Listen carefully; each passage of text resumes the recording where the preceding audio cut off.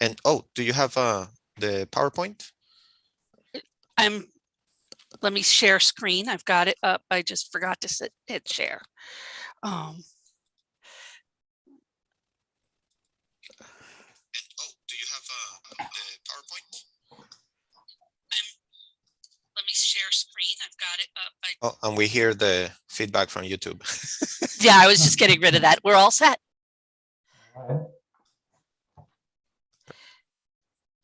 We don't, there you go. Okay. All right, well, let's begin. Welcome, everybody. I'm Marcia Botzer, she and her, co-chair of our commission, and wanting to welcome everyone to today's meeting. We'll call ourselves to order, and we'll begin with a roll call of commissioners present. So staff, if you would, please. Okay. Co-chair Botzer. Present. Co-chair Vienna. Present. Vice Chair Kelly Baroga. Here. Secretary Figueroa. Excuse. Commissioner Archer.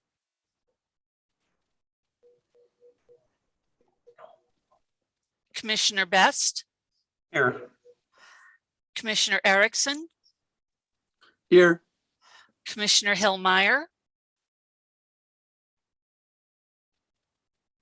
Commissioner Landers. Here. Commissioner Maroon. Excused. Commissioner Molina. Commissioner Ross. Commissioner Ross. She's here. Here. And Commissioner Sawyer. Present. And Commissioner Sojourner. Present. Excellent. Thank you all. We have a quorum. We can do our business here. And the first step we take is to make our land acknowledgement, please. Thank you, Co-Chair Butler. And just for the record, Commissioner Molina just signed in. So we have not only quorum, but we also have one more commissioner present. Folk, I will share with you our land acknowledgement from the commission, recognizing that although I do have indigenous heritage from the Taino people of the Caribbean, I do not claim indigenous identity, and I do this with the respect that the indigenous communities in our state deserve. So if you join me in the land acknowledgement this morning. The Washington State LGBTQ Commission recognizes that we live and work in stolen lands. These lands, water, mountains, skies, and everything within them have been inhabited since time immemorial by the descendants of the 29 federally recognized tribes, as well as the many not recognized tribal communities in the state of Washington. We recognize the history of colonization, genocide, subjugation, and enslavement experienced by indigenous peoples in these lands and throughout the continent.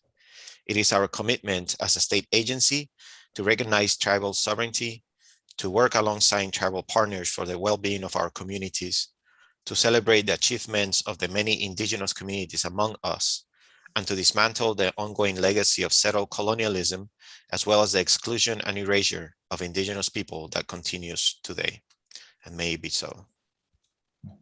And Co-Chair Butler, I also want to recognize that Commissioner Hillmeyer just joined us as well. Thank you, and thank you for the acknowledgement. Next, we would like to welcome and acknowledge our folks from the legislature who are advisors, and they are, I'll mention their names, they are State Senator Claire Wilson from the 30th District, State Representative Nicole Macri, who is from the 43rd District, and State Representative Skylar Ruud, who is from the 16th. So thank you all for being our advisors. There's always housekeeping in a meeting like this, so turn to staff for any housekeeping notes. Thank you. Some important information. Chat will be used to troubleshoot and collect questions or comments. Commissioners will not be responding to chats. Please adhere to the strict, we have a strict adherence to schedule to stay on time. Members of the public, please mute and turn off your camera. No disruptive behavior. Guidelines for healthy and safe interaction. Assume positive intent on the part of the commissioners, moderators, participants, and staff. Do not use transphobic, homo, lesbo, biphobic language, misogynist, xenophobic, racist, anti-Black, ableist, ageist, or foul language during your interaction. Name calling or insults will not be allowed. Thank you very much. All right.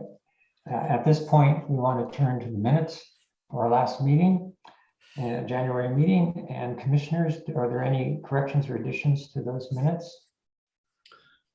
Yes, Chair Botzer, there is one correction to be made in the roll call from the last minutes. Commissioner Best's first name has an extra G at the end. Very good catch. Thank you, Commissioner. Anything else, my friends?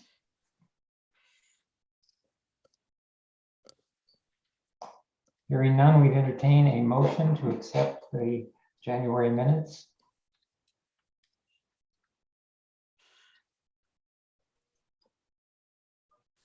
This is Commissioner Best. I make a motion to approve the minutes with minor changes.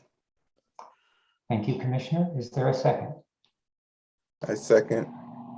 Thank you, Commissioner. Discussion? I hope not at this point, but is there? All right. So we'll turn to staff to call the roll and just vote aye to accept the minutes, nay to reject. Commissioner Best, Aye. Commissioner Erickson, Aye. Commissioner Hillmeyer, Aye. Commissioner Landers, Aye. Commissioner Molina, Aye. Commissioner Ross,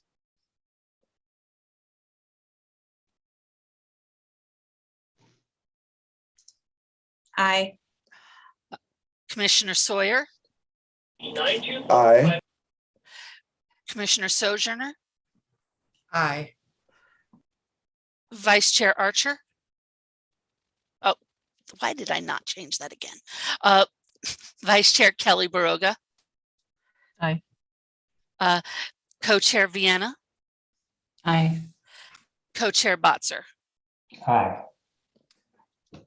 All right. Well, thank you. Motion passes, business done, and we accept the minutes. All right. Our next step is to look to committee reports, and we'll begin. These are both staff and committee reports. So we'll open these with our executive director's report. Thank you, Co-Chair Botzer. I also want to now recognize that Senator Claire Wilson just joined us. So welcome, Senator. And right on time, because we are on reports, and we were hoping that someone from the legislature could join us and offer a report after the committee reports. So yay. Okay, so commissioners, you should have received my my report for this month. I do want to take the time to highlight a couple of things. Perhaps the one thing that I'm really excited about to share with you was the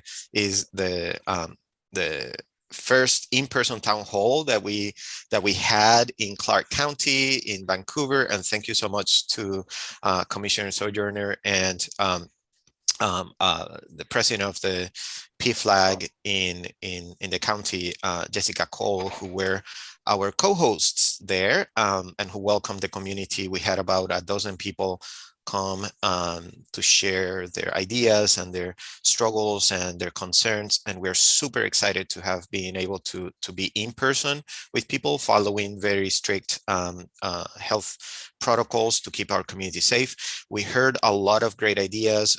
We realized that the time that we have on these town halls is very limited, so we are actually expanding the town halls for a little bit longer for the next time, so we can have enough time to share with the community and to listen to their concerns. So and then the other event that we had was the Queer Women town hall that Tracy moderated, and we had 3 great speakers. It was a women's space, so I didn't participate of the event itself, but Tracy can offer you a couple of details after I go through through my report. But it was a really good, I got really good feedback from some participants, and it was good to have something like that for a specific community and to hear their concerns. So excuse me, those were the 2 events that we had this month, and I mean this period between the last meeting and today. So we were really excited. The other couple of things that I wanted to highlight is that we have been meeting with the community with different issues. Some very positive, some not so positive. Recently, as you know, there's a spat of banning LGBTQ or books with LGBTQ content in schools, and that is happening in Washington as well. What is different about Washington's strategies is that people don't necessarily see what is happening because of the strategy that some of the opponents are using. However, those concerns come to the commission, and we have been meeting with different stakeholders, including the Office of the Education Ombuds, who is now working with the Association of Librarians to address these. And we're thinking about, we're trying to figure out how to do it in a more public manner to raise awareness of what is happening silently in school libraries throughout the state.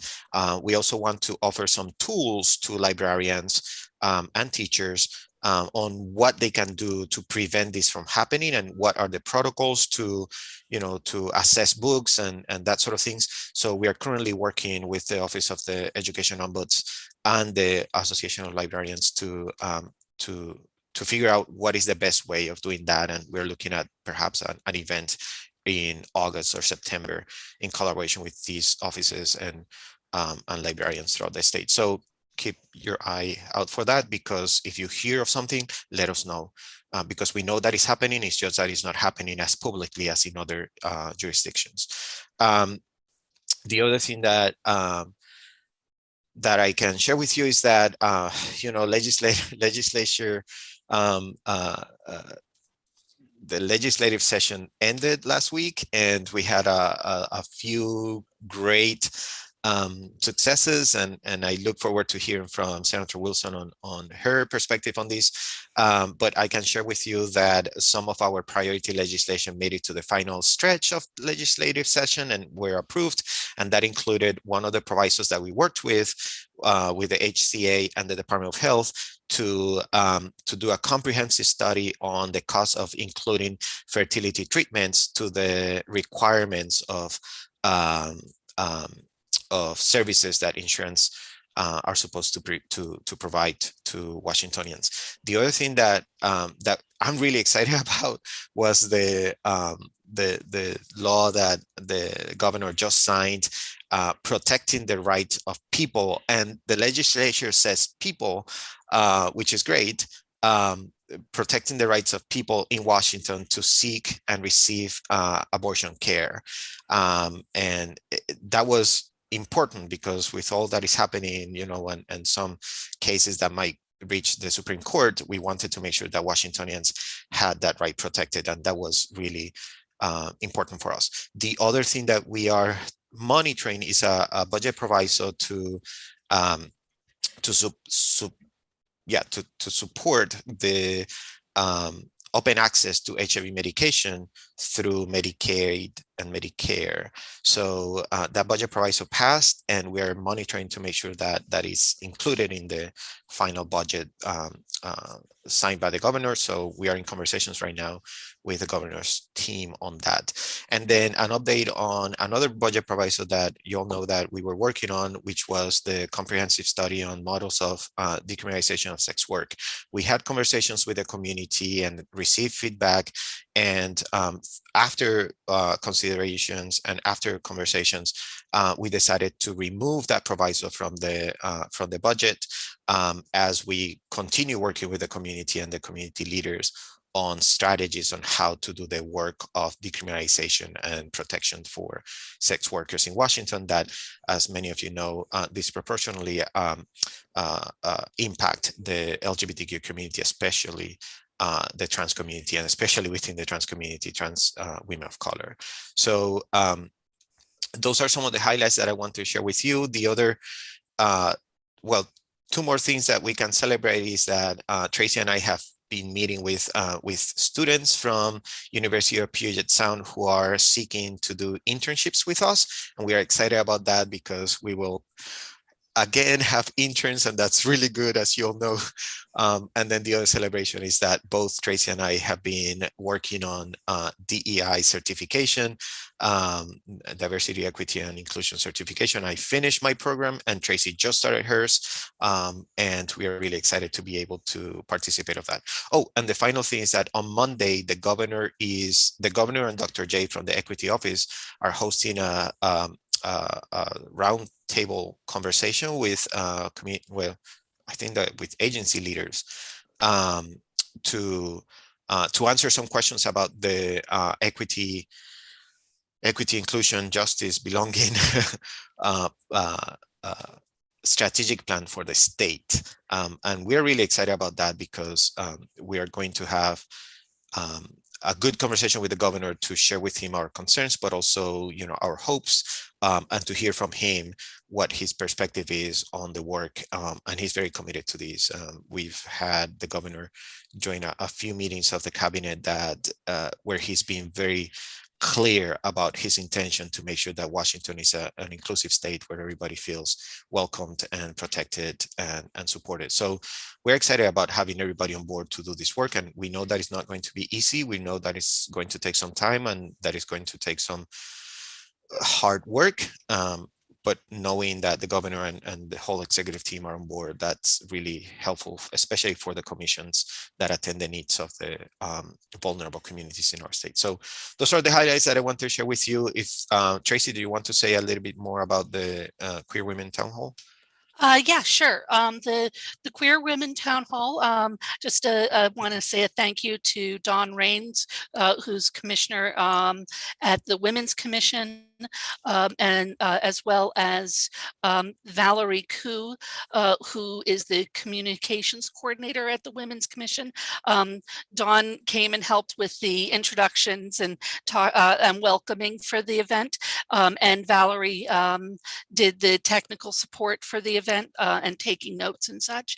And then we had speakers, Bree Johnson from the Trevor Project, who's a volunteer coordinator, and she spoke about the issues that LGBTQ youth are facing here in Washington, particularly things like homelessness, and how that affects the BIPOC community, and the LGBTQ BIPOC community has some very disturbing statistics on how many of them are part of the homeless population. Then we had Jalen Scott, who is the executive director from Lavender Rights Project, and she came and spoke about some of the work that the Lavender Rights Project is doing, and the Washington State sometimes falsely projects a sense of safety, but there's still a need to disrupt state violence, interpersonal violence, and systems of oppression. And then Pat McIntyre, who's the co-founder of Older to Come, came and spoke about challenges for the older community, such as finding community living spaces that are identity affirming, and the increased likelihood that older adults are disproportionately experiencing discrimination, and and having to sometimes go back into the closet in order to be able to live in assisted living facilities and such. And then we had a few members of the public who came and spoke, and there was one person who spoke from a group called Jen. I'm drawing a blank on the name and I didn't get it down in my notes, but Jen Pride, thank you. They spoke also about issues with the elder community and trying and the challenges of getting the elder community and the youth talking to each other. It was a really good conversation all around, and not a whole lot of brand new information, but a lot of details about some things we're already pretty familiar with, and good emphasis on also on healthcare, and so it was a good conversation there, and so that's everything about that event. That and then if anybody has any questions as to what bills made it through and have been delivered to the governor's office, I can go through those as well. We'll do that in a bit because there's a Okay. section. The other thing that I want to share is just real quick, but the order of committee reports is on the agenda because the slide is not updated with the meetings that are not, the committees that are not currently meeting. So the other thing that I wanted to invite, if they are willing, Commissioner Sojourner, would you like to say a word about the town hall in Clark County? It's an invitation, it's not an expectation, so. Okay, sure, absolutely. Couldn't find my mute button for a moment. Through my lens, I think it was a great success. A lot of folks were very excited to come together and connect and just share their truths and share their journey living in Clark County and the surrounding area. One thing that we did hear a lot about is really bridging, I would say bridging between different generations of LGBTQ communities. So, you know, our some of our seniors within the community and bridging and connecting with youth. And so that was some of the that was a large conversation. Since the town hall, I've continued to have conversations with some of the community members and really being more intentional and thinking through what does intergenerational community and intergenerational connection look like within Clark County or in Southwest Washington for that matter. So it was great success and lots of fun, and we are continuing those conversations and continuing connecting in the best way possible through this, you know, unique time. Every time in COVID has been unique, but it's unique again. So thank you for just letting me share a little bit about the journey there. Thank you for accepting the invitation. So Co-Chair Butzer, that's my report and highlights, and thank you to Tracy and Commissioner Sojourner for adding to those reports on the events. I'm happy to answer any questions that people might have.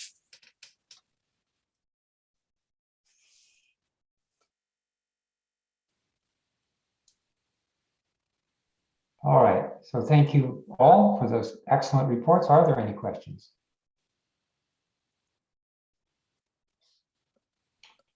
All right. Next up is the Executive Committee report, and I'll get that done here. We met regularly, the Executive Committee met regularly as required.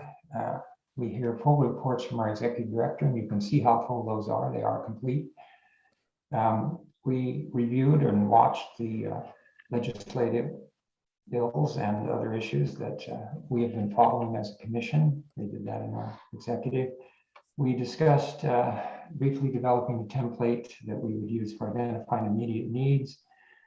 We reviewed our newsletter, our new newsletter, which I refer everyone to, that comes out on Mondays. Excellent work. And we discussed Pride Month events that are not that far away. We also spent a great deal of time on the work that we've all agreed to at commission on restructuring committees, and there'll be some more discussion on that in just a moment. That's the executive report. Next up for our reports of the Economic and Business Development Committee, please. Thank you. I'm happy to give the presentation from the Economic Development Committee once again. Just this past Wednesday, our committee held a public town hall specifically for rural LGBTQ business owners and entrepreneurs to hear about their needs, their concerns. This meeting was led by committee member Lou Hill from Spokane and excellently facilitated by her. We had participants from Jefferson County, Pierce, Snohomish, and Yakima counties, businesses like a trans-run organic farm, lesbian-owned creamery, and then a gay-owned guest ranch, and some others there. But it was a really successful discussion. We got a wide range of perspectives. Some of the common themes that we heard from our participants included the difficulty with navigating through fragmented systems that make it really hard to understand what they need to know and how to access resources that would help them in their communities. Issues around access to resources in general, and this includes infrastructure like rural broadband and even cell phone coverage for some remoter areas. Some participants mentioned the health insurance as the largest cost and that the difficulties they're having to offer necessary healthcare coverage for certain jobs that require significant manual labor, and then quality coverage so that they are able to both take care of and maintain their employees. And so we were also lucky to have staff from the Washington Health Benefits Exchange on the call who were then able to directly assist those business owners. So that was a nice bit of fortuity for us. And then kind of dovetailing very nicely with Manny's report, we had some participants mention that as LGBTQ business owners, they do want to provide a good workplace for local LGBTQ people. However, it's becoming increasingly difficult for them to hold on to staff from the LGBTQ community because of some of the actions that are going on in local school boards. I think we are all seeing actions of these around the country, not just what Manny mentioned around the book bannings, but the kind of fierce cultural battles being fought at the scale of school boards. And they are particularly anti-LGBTQ at the moment, and especially anti-trans. And so that's causing many LGBTQ youth in these communities to feel less safe in their homes, less interested in remaining in their rural communities where there's a lot of hostile language right now. So I just think that was really important to note, combined with what Manny had just told us a few minutes ago. So that is what happened there. It's really good. It was just a little bit too soon before this meeting to get into the report, so I will have a write-up in next month's or for the next public meeting. That is it for my report. Thank you. Thank you, Commissioner. Let's see now. We have next up for our reporting the Vulnerable Committees report. Vulnerable Community Committee. Yes. So the main thing to report back is how we pulled back the budget proviso like Manny was talking about. And I'll just take a moment to give a little bit more detail about why we did that. So we got to meet with DCRIM WA, and they raised some concerns about the rush of moving forward the budget proviso. And it's true that there was a moment when it was time to submit the budget and the budget proviso either needed to be submitted as is or not be a part of this year's budget. So there wasn't time for our committee to give feedback on the specifics or really get a community feedback on some of the specifics. They also had some very useful feedback about the makeup of the task force. As it was written, the community representatives part of it would mostly be coming from sex worker community and organizations that support survivors of gender-based violence and sex trafficking, and that can reinforce a framing that those are the two opposite perspectives to be shown. And so instead, it could be focused on various oppressed communities with representatives from like disability justice organizations, immigrant justice organizations, and others, in recognition that sex work criminalization impacts many communities and they each have valuable perspectives. And that also kind of takes away a little bit of the oppositional framework. Even if we were getting people to fill those seats that were not oppositional, it would still kind of create that impression. But mostly Decrimois has efforts that they're working on with a specific timeline, and moving forward with the provision at this time would kind of upset that. So we deferred to their work, since they're the ones who are working on this issue, and pulled the proviso. So we're going to be taking the rest of this year to explore other options that we can get involved in, and perhaps helping set up some legislative education or a town hall. Who knows? We're really just exploring options right now, but that's where things are at. Thank you, Commissioner. Next up is.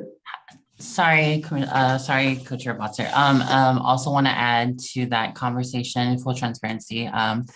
I sit on the Decrimois Coalition through Utopia Washington's work, and I do want to add that I guess make an addition to what was said by Commissioner Hillmeyer around Decrimois' timeline. So the conversation to move back and slow down was about building our base, right?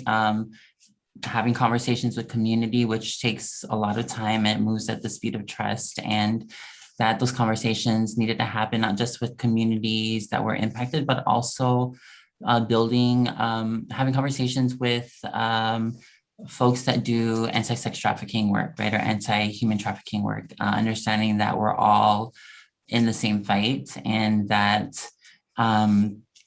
that sex workers are also anti-sex trafficking, and the two movements need to come together, right? So I just want to make a change to that, if just so folks aren't confused around this being a Decrimois agenda, but it was mostly around us slowing down, making sure that the decisions we're making on legislation doesn't impact the next 7 generations, and that we're not having to come back to make changes. Thank you, Co-Chair Bien. Next up is the Restructuring Committee. This is a temporary committee, but I'll make a brief report on that. This was looking at all the suggestions and ideas that have been put forward by commissioners about our committee system. And this separate subcommittee gathered together these many ideas through our survey and through other conversations. And so we did that, bringing them together. We brainstormed these, spent a great deal of time there as well, thinking about these ideas. We continue to contact commissioners and refine the ideas. And then the main job is analyzing all these results into some form that can be reviewed for rules, and also at that point compiled, and then our staff will put these into a draft format that we commissioners will review. It's a good deal of work, and thanks to everybody. The last few meetings we have been discussing these things, and in executive and subcommittee meetings. So it's good to see progress on this. Thank you. Now we're done with the committees. Are there any discussion points or questions for any of the reports?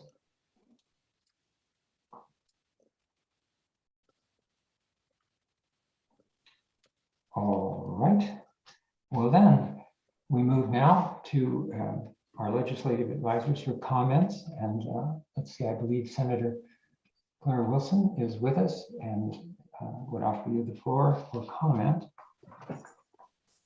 Thanks so much. And I'm sorry for jumping on late. I was meeting with my staff and saying goodbye to my intern who is off and away. And so I'm really happy to be here today. And I just am so appreciative of the conversation that we've been having about all things. First thing I want to say is very clearly our school boards and our young people in our schools are dealing not only with trauma from the pandemic, but trauma from what's happening across the US and what we're seeing really movements against LGBTQAI+ youth as well as individuals across our state. And so a deep concern to me, and throughout the session and interim have been meeting with youth all over. I would also say I've been meeting and connecting with community organizations who reach out to the office because of the very issues that Manny's been sharing, whether it's around books or whether it's around removal of posters or anything else that creates safe place and space for young people to know that K-12 institutions are welcoming spaces for them as well. And so would just want to add a suggestion, and that is my support as being a past school board director. My dog agrees. Working with our state school board directors association in any work and any professional learning and deeper education around issues related to this. For our school boards are the largest elected body of elected officials in our state. There's 294 school boards across the state. Each of them have 5 members, and two of our largest school district has 7 members. So we're talking almost 2,000 elected officials that are impacting K-12 education environments across our state and are actually making those decisions and making those policies. So anything that we can do to not only positively impact opportunities for young people and for their families, but also for our staffs and a deeper understanding for the administration and those that are running and making those policy decisions at a local level, I think will be really important. And that has been really helpful in moving change forward, I think, district by district, but would put that out there.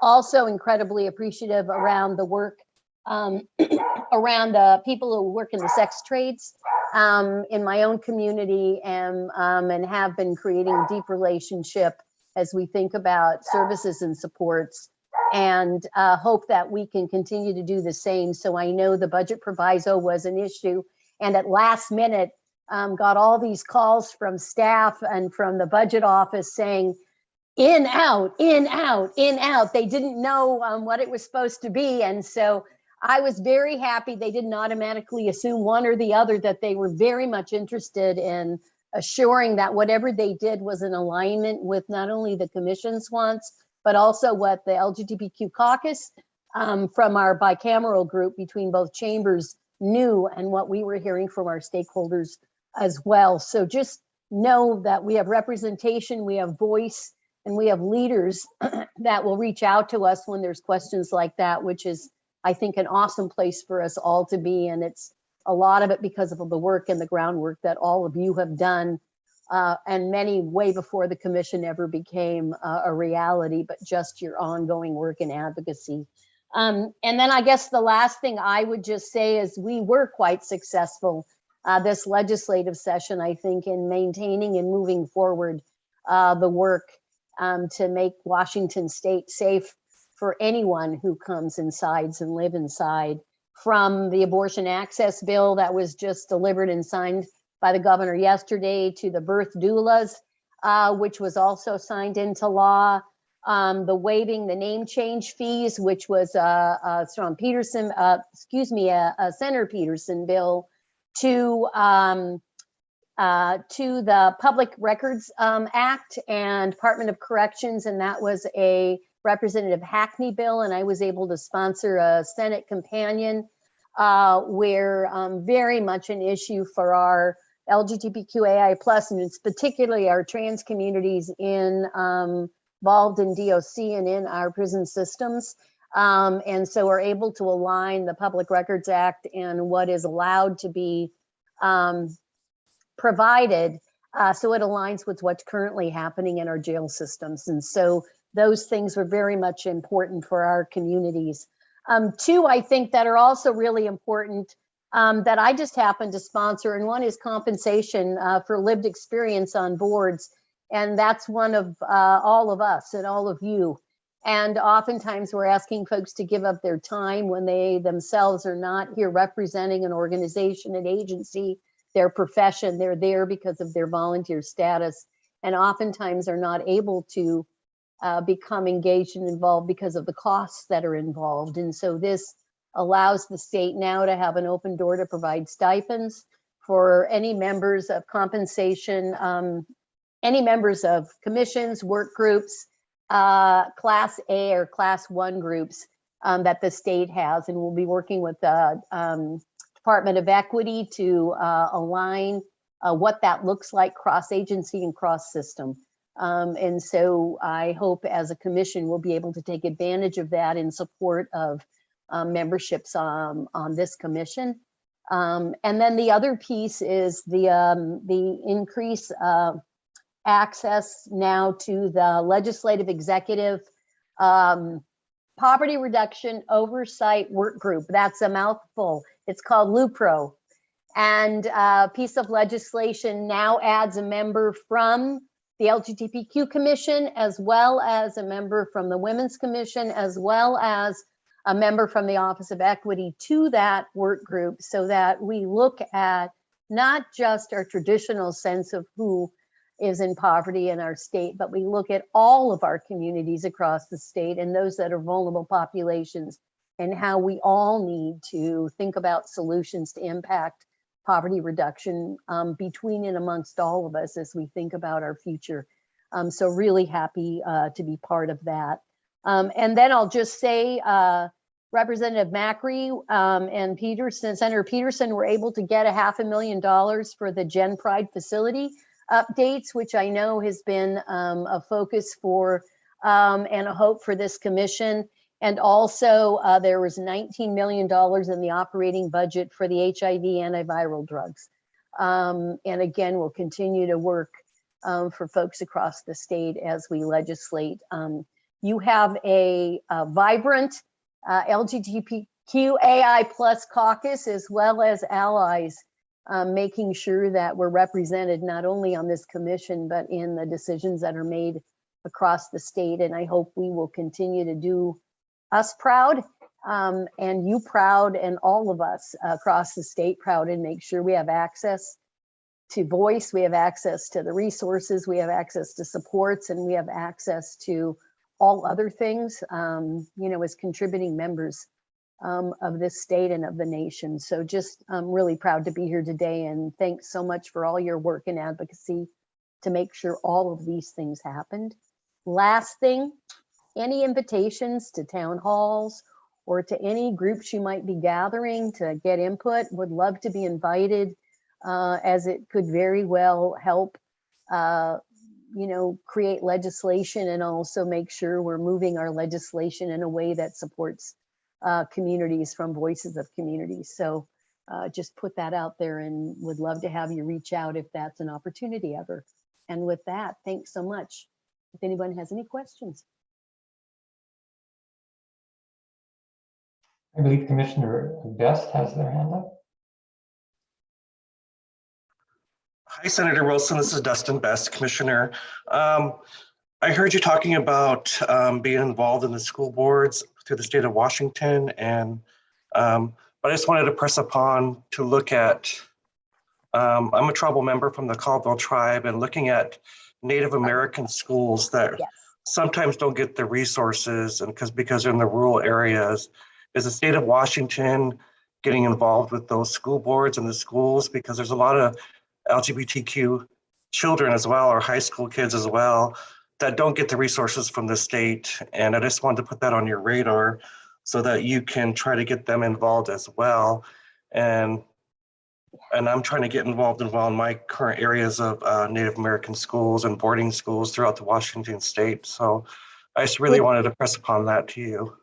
I'm so appreciative, Commissioner Best, and I will say that our tribal compact schools are very much included in everything we do. And as a matter of fact, I sit as vice chair of early learning K-12, and a lot of work around making sure that we are being inclusive, but also making sure that our tribal compact schools are able to meet the needs of the scholars that are in those schools. And I know there has been inequity in resource.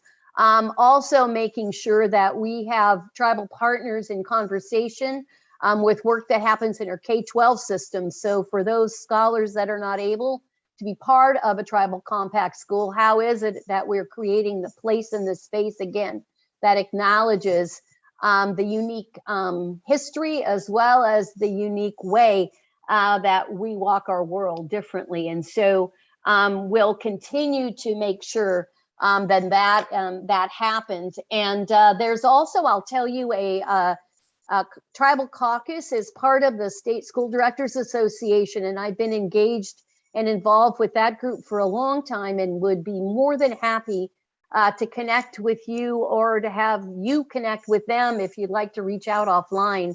I'm happy to make some of those introductions to make sure. Just know a lot of folks from Tulalip, also in my own community, Muckleshoot as well as Puyallup. So very happy to keep that as a beacon and a bright light, and to do anything I can do in support of connecting you to individuals as well to move your work forward as a commissioner. I really appreciate that, Senator. Thank you. Don't see any other hands up. So want to thank you very much, Senator. And it is a wonderful report and a wonderful segue, if you will, into our legislative priorities update. So I will invite that now, please.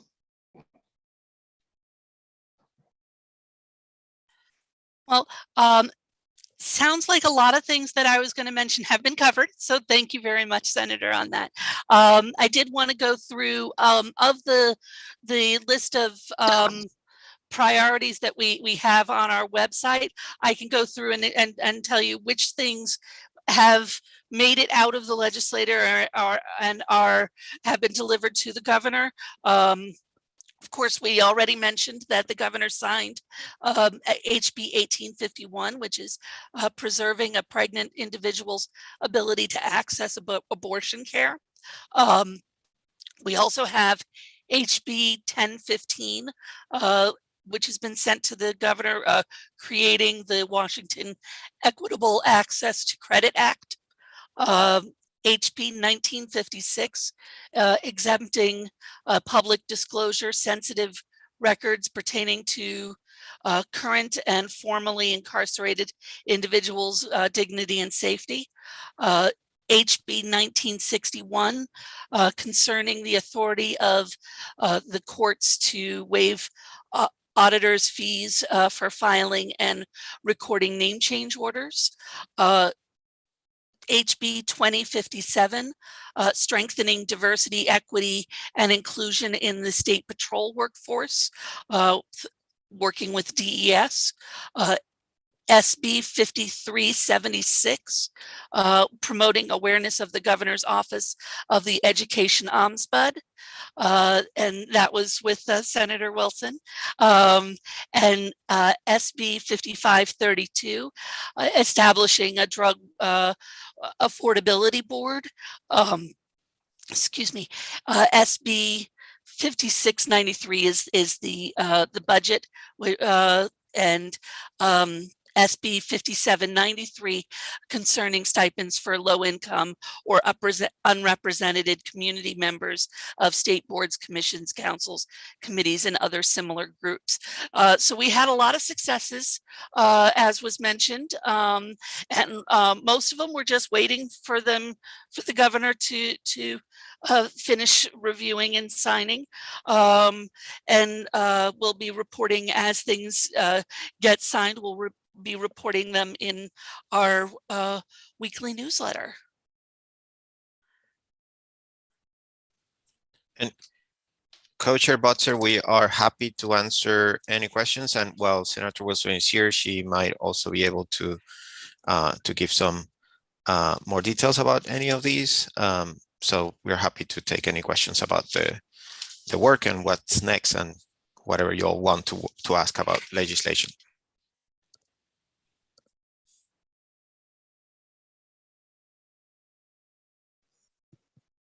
Commissioner Botzner.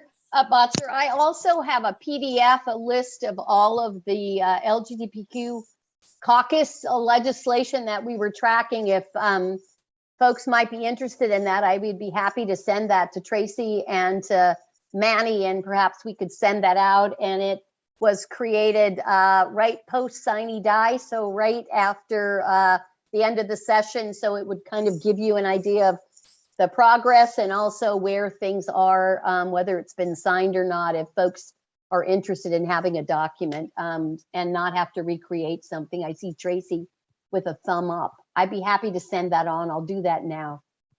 Send it to us because we can include that with the minutes once that we send the minutes from this meeting next week. Yeah, that would be great. Excellent. Thank you. Excellent. Thumbs up all around on that one. Thank you so much. Any other questions?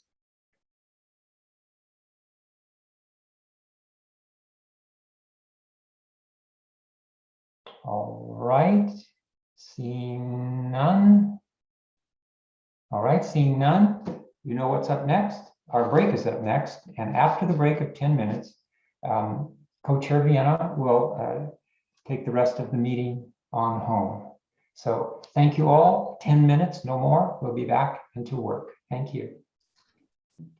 A reminder that we continue streaming live on YouTube. So if you please turn off your cameras and your mics, remember that we are being streamed even through the break. So keep that in mind.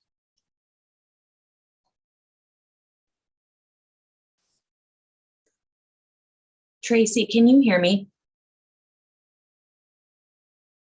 Yes, I can. Okay, Yes. just checking to make sure this works. Yes, it is you are a little lagged, but you can be heard. I have no idea what happened, but something's better than nothing. I'll take it. Yep. Okay.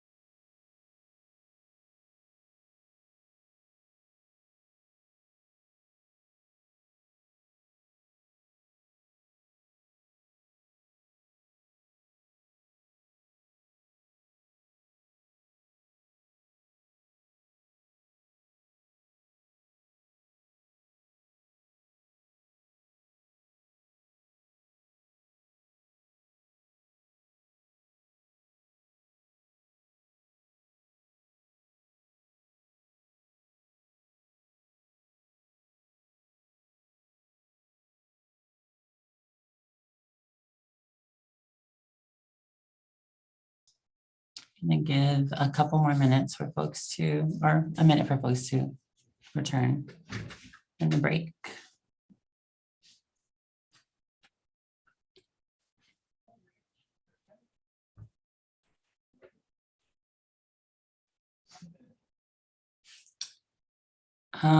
Welcome back, everyone. My name is Aya Tupu. I'm Aya Tupu again. I also co-chair with Co-chair Botzer, and I will be taking on facilitation for the second half of our meeting. Right now, we are going to go into a discussion, and we have Megan Matthews with the Governor's Work Group on Poverty Reduction presenting today, and is also with Dismantle Poverty. So I'm going to turn it over to Megan Matthews to support us in this conversation. Good morning, everyone, and thank you for having me with you. Still morning. Okay, let me just get my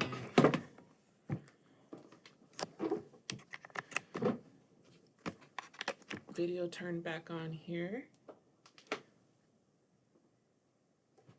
Okay. All right, so I'm really honored and grateful to be with you all this morning, and I am here to, I think, introduce and provide and receive feedback if that's possible, and provide and receive feedback and provide the status of where we are with basic income, and also talk about the amazing work that's been happening with the poverty reduction 10-year plan since we last met. I am a pretty informal presenter, so feel free. I don't know if this is I forgot to ask if this is a engaging conversation, so feel free to engage with me if that's okay. If not, that's totally fine too. Okay. Megan, we're with you. We're like you, so go ahead. Okay, good. All right, so we'll start with the basic income, and I will share my screen.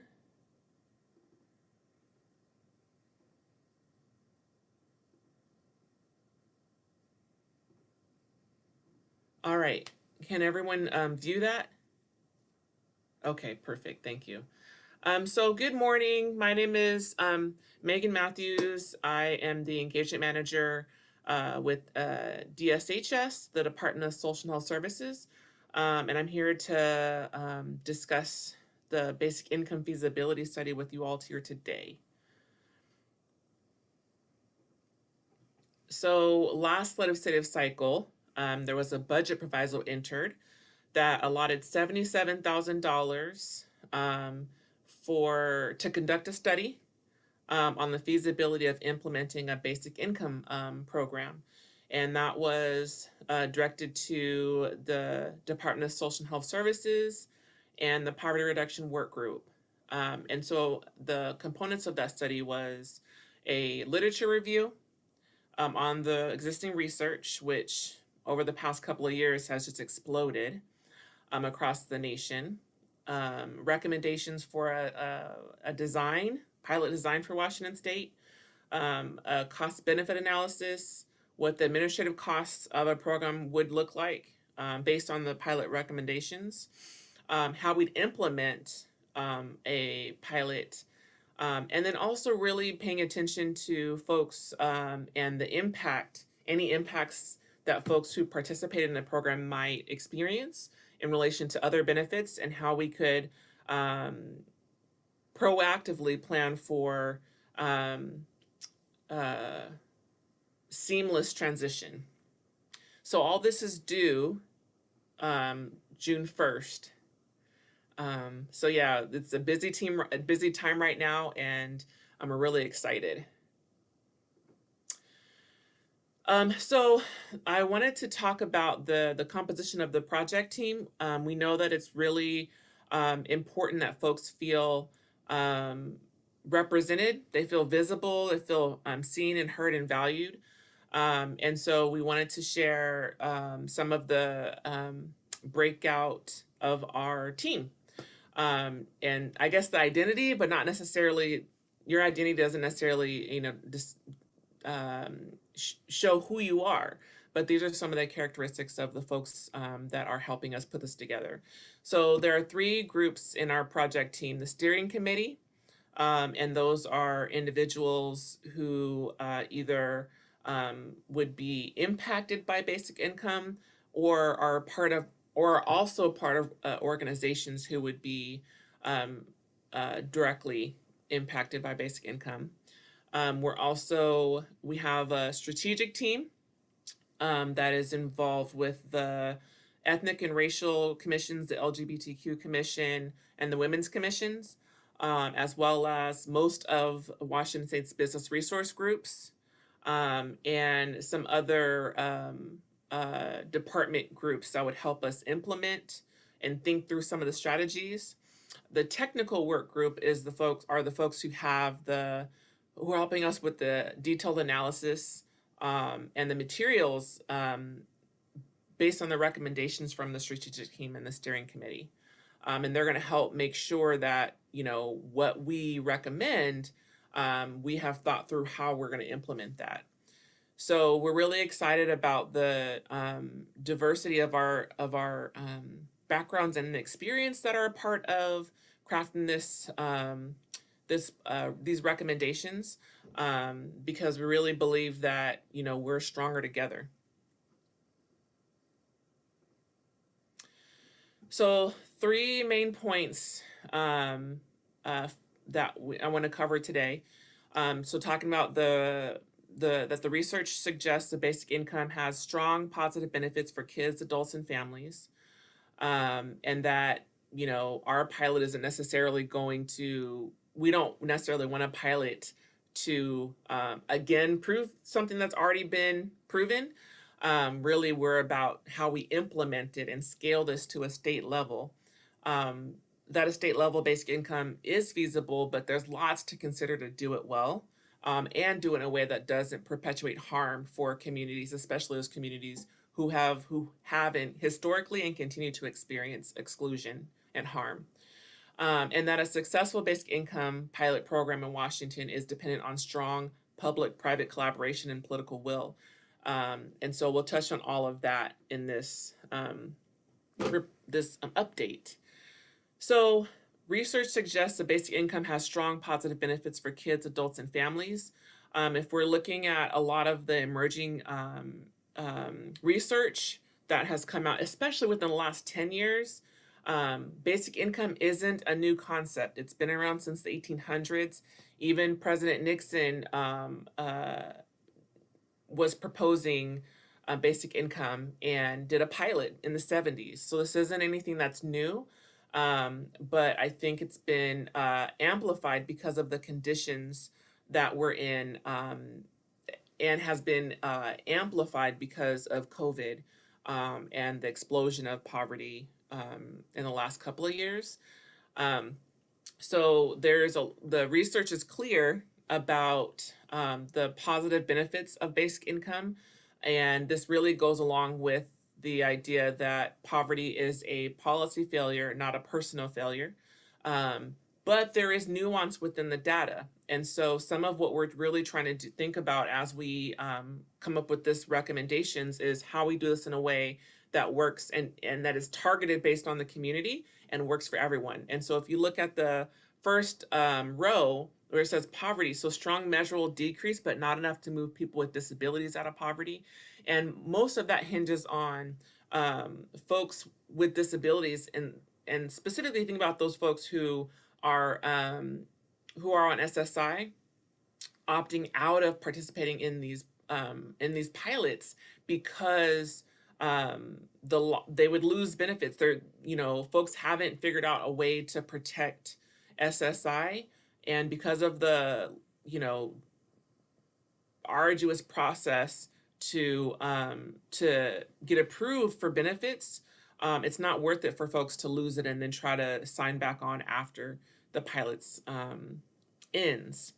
And so there's nuance like this that we want to be attentive to, so that we make sure that we can so we try our best to involve folks in this. So also the one about the labor participation that I want to highlight too. So that's been one of the concerns that we've heard about would this impact the labor market? And the research shows that the work participation changes. And that one of the values is that we want to value different types of labor. And so caregiving increases. And so that has been shown by typically women dropping out of the labor force to be caregivers to care for children, and also folks caring for elders. And also folks feel more empowered that when they lose a job, they can take more time to look for a job that they really want to do versus just take the first job because of basic income. Any of the impacts that have been demonstrated because or that have shown in these studies has been marginal, so it's not been something that's greatly impacted the labor market.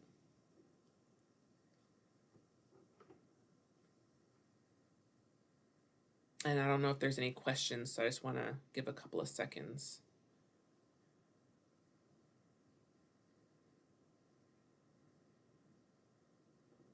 Okay, so why basic income?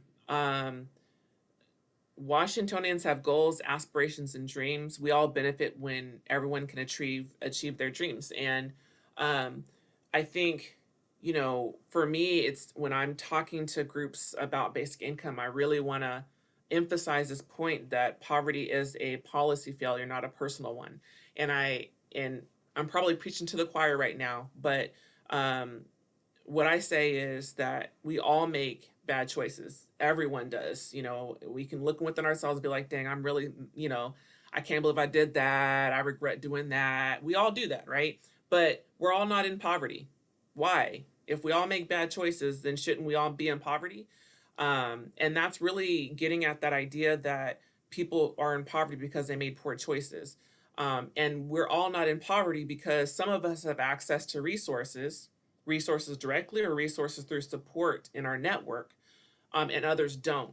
And so, and that hinges on a lot of historical policies that provided opportunities for some and excluded others from opportunities.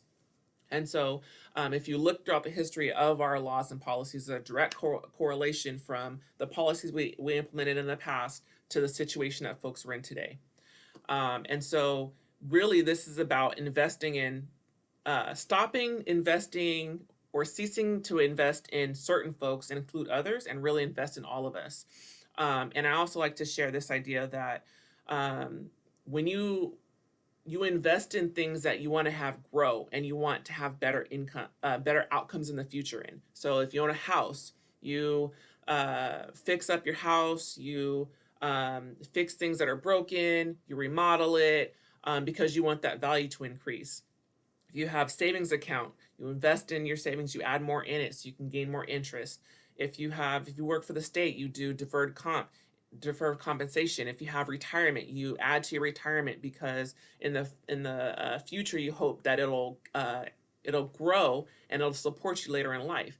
And so this is really about investing in people because our people are our best resources. We've created a lot of really great things over time because of people. And so it makes sense that when you have assets, you invest in those assets. And if we are Washington's greatest asset, then we need to invest in our people at the front end to realize stronger benefits at the back end as outcomes. And so this isn't just touchy-feely stuff. This is about a business model. It's a business case. It's smart to invest in our people.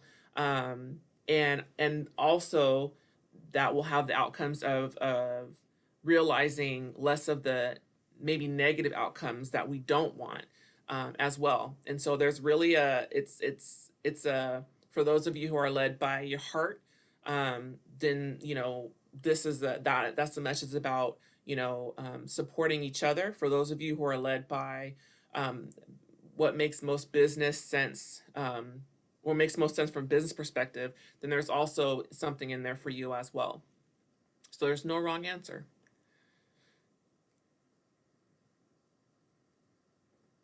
So a state level basic income pilot program is feasible, but there's lots to consider to do it well. There are a lot of pilots throughout the country, and more are planned or launched every day. And, you know, the largest ones may have a couple thousand people in them. Typically there you have a couple hundred. We know there's one launched in Tacoma, and they just, well, I wouldn't say just now, but in January sent out their first payments. And we have a couple of other ones in King County that we're excited to learn more about as well. So these pilots though are pretty have a small group of folks that are receiving the benefits. And so if we want to scale this to a statewide level, we really want to be intentional about who we are, who gets included in the study or in the program, and what are the different needs of those communities. So for the ones that are doing it, for most of the pilots are being done by or were being done by nonprofit organizations, and their pilot population was really targeted based on their mission. The pilots that are cities have been also have been pretty targeted as well. And to scale it on a state level, you know, we had to grapple with the question of, is that something that we want to do? Do we want to target to a certain demographic? California, they selected theirs based on some of the pilots that happened within California. A ton of pilots in California. And so they opted to use pregnant mothers and youth exiting foster care. It was really important for our steering committee that that we not pit communities against each other, and that anyone who had need financially should be eligible for the program. And we did a lot of outreach to different communities as well. We did a lot of learning. So from July through December, January, really, we really just took time to listen. So we did outreach. We spoke to different commissions and BRGs and community organizations, and we just listened. What's important to you? What do you want basic income in Washington State to do? And so on this slide, you see there are several of the values that we heard. So preserving human dignity. So every human being in Washington State has value. And we want a program that lifts that up, that centers that, and provides autonomy for people, that people should be able to make their own choices because they're the best experts in their own lives. We want to value different types of labor. So valuing caregiving, valuing the labor that you don't necessarily receive a paycheck for, but provides value to our society. We want to smooth income volatility. So by having income that is, once you're eligible for this program, you get this money for this entire time period, so that folks know what their income is going to be over a certain period of time, at least receiving from this basic income. Removing institutional barriers. So typically our public assistance programs have a ton of restrictions, guidelines, requirements that really keep people, that really manage poverty. And that folks wanted to target not only poverty, but they wanted to target inequality. And so recognizing that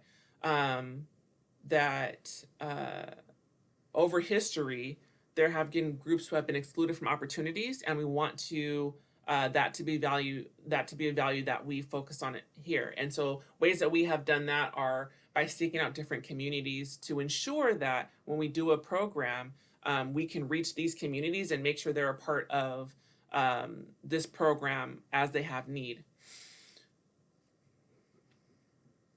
And so over these past several months, we've been really focused on, how do we target? So I don't know if you're familiar with the concept of targeted universalism, but our universal goal is to end poverty and end disparities. And we want to create a thriving Washington for all. And so we need to meet and partner with communities so that they can tell us what they need and we can build something together. I'll pause again. Let me see. Okay.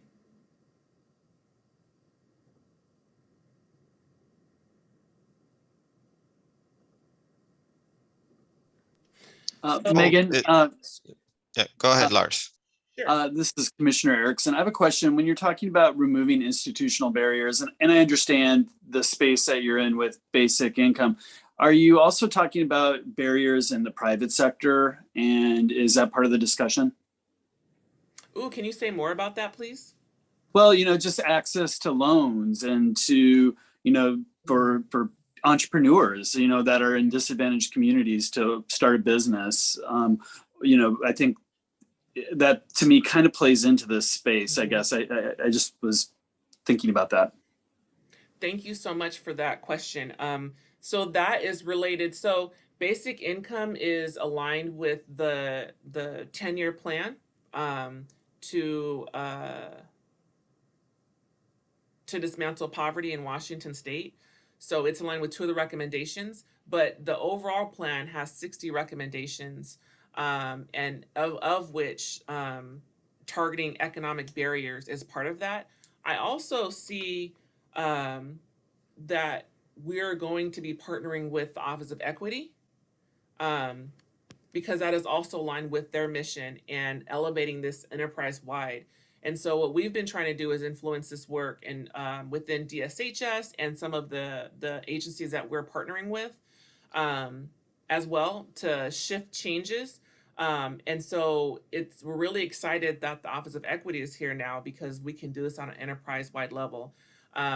But yes, we definitely want to, one, in the predatory loans, in the, oh, now I can't even think the word, redlining practices that still happen, and of which are access to loans and the type of loans and things like that that we see repeatedly happening over history. So while that's not tied directly to basic income, it is a part of that overall plan. And I think it's going to be part of Washington State strategy too. So great question. And let me know if I didn't answer it. Senator Wilson has her hand up.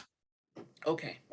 Thanks, Megan, for the presentation. And, we are part of a commission and part of a community across our state that oftentimes is invisible. And I see on the demographics of the work groups and steering committee that there's representation, and just wondering though, what changes might have to happen within a system in order for families who may be considered other than your traditional families that folks might see coming into a CSO or trying to access services.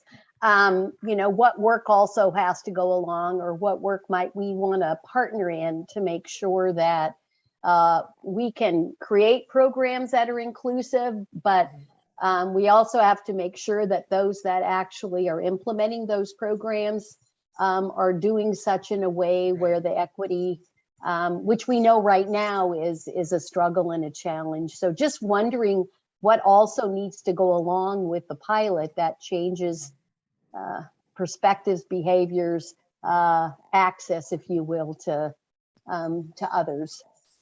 Does that make sense? Yes, no, it makes okay. 100%. Okay. Yes. And thanks for that question. So part of the, when I'm engaging in this work, I spent so much time talking about and investing in people as assets, and that poverty is a policy failure, because part of it is changing the narrative.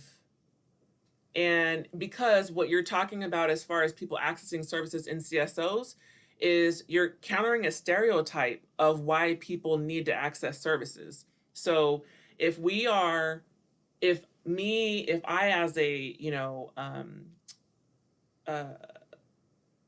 as a first line staff, someone who's directly providing services, have an idea that's based on a stereotype, that is not true of why you're accessing services, that's going to impact how I serve you. And so really changing the narrative around these narratives have been embedded for decades about why people are in poverty. And so that's what I really try to do when I'm presenting to other folks in state agencies and to the broader community. And we really have to talk about that. We have to talk about our biases. We have to talk about how that impacts our services. We have to educate ourselves. And I think that needs to be a part of the strategy. Also, we have to stop doing things to people.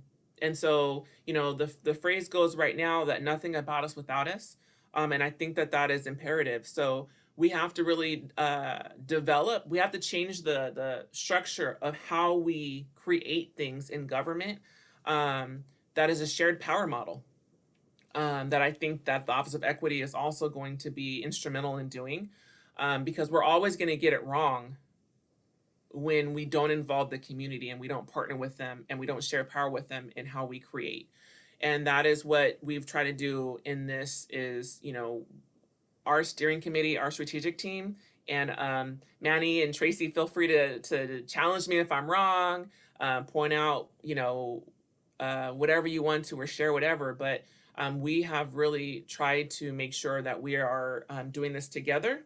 And that means, we'll go to our meetings and we are, here's what we want. What do you all think? And then we'll take the notes and we type it up and we bring, okay, did we get it right? Here's what we're looking at. Nope. Okay, take it back and do it again. And that's really how the 10-year plan was created. But in this one, this is, we're really trying to do it better than we did with the 10-year plan. So we're trying to do it even better here with the basic income model. And I think this is going to have to be the future of our government in order to do things to where we see others as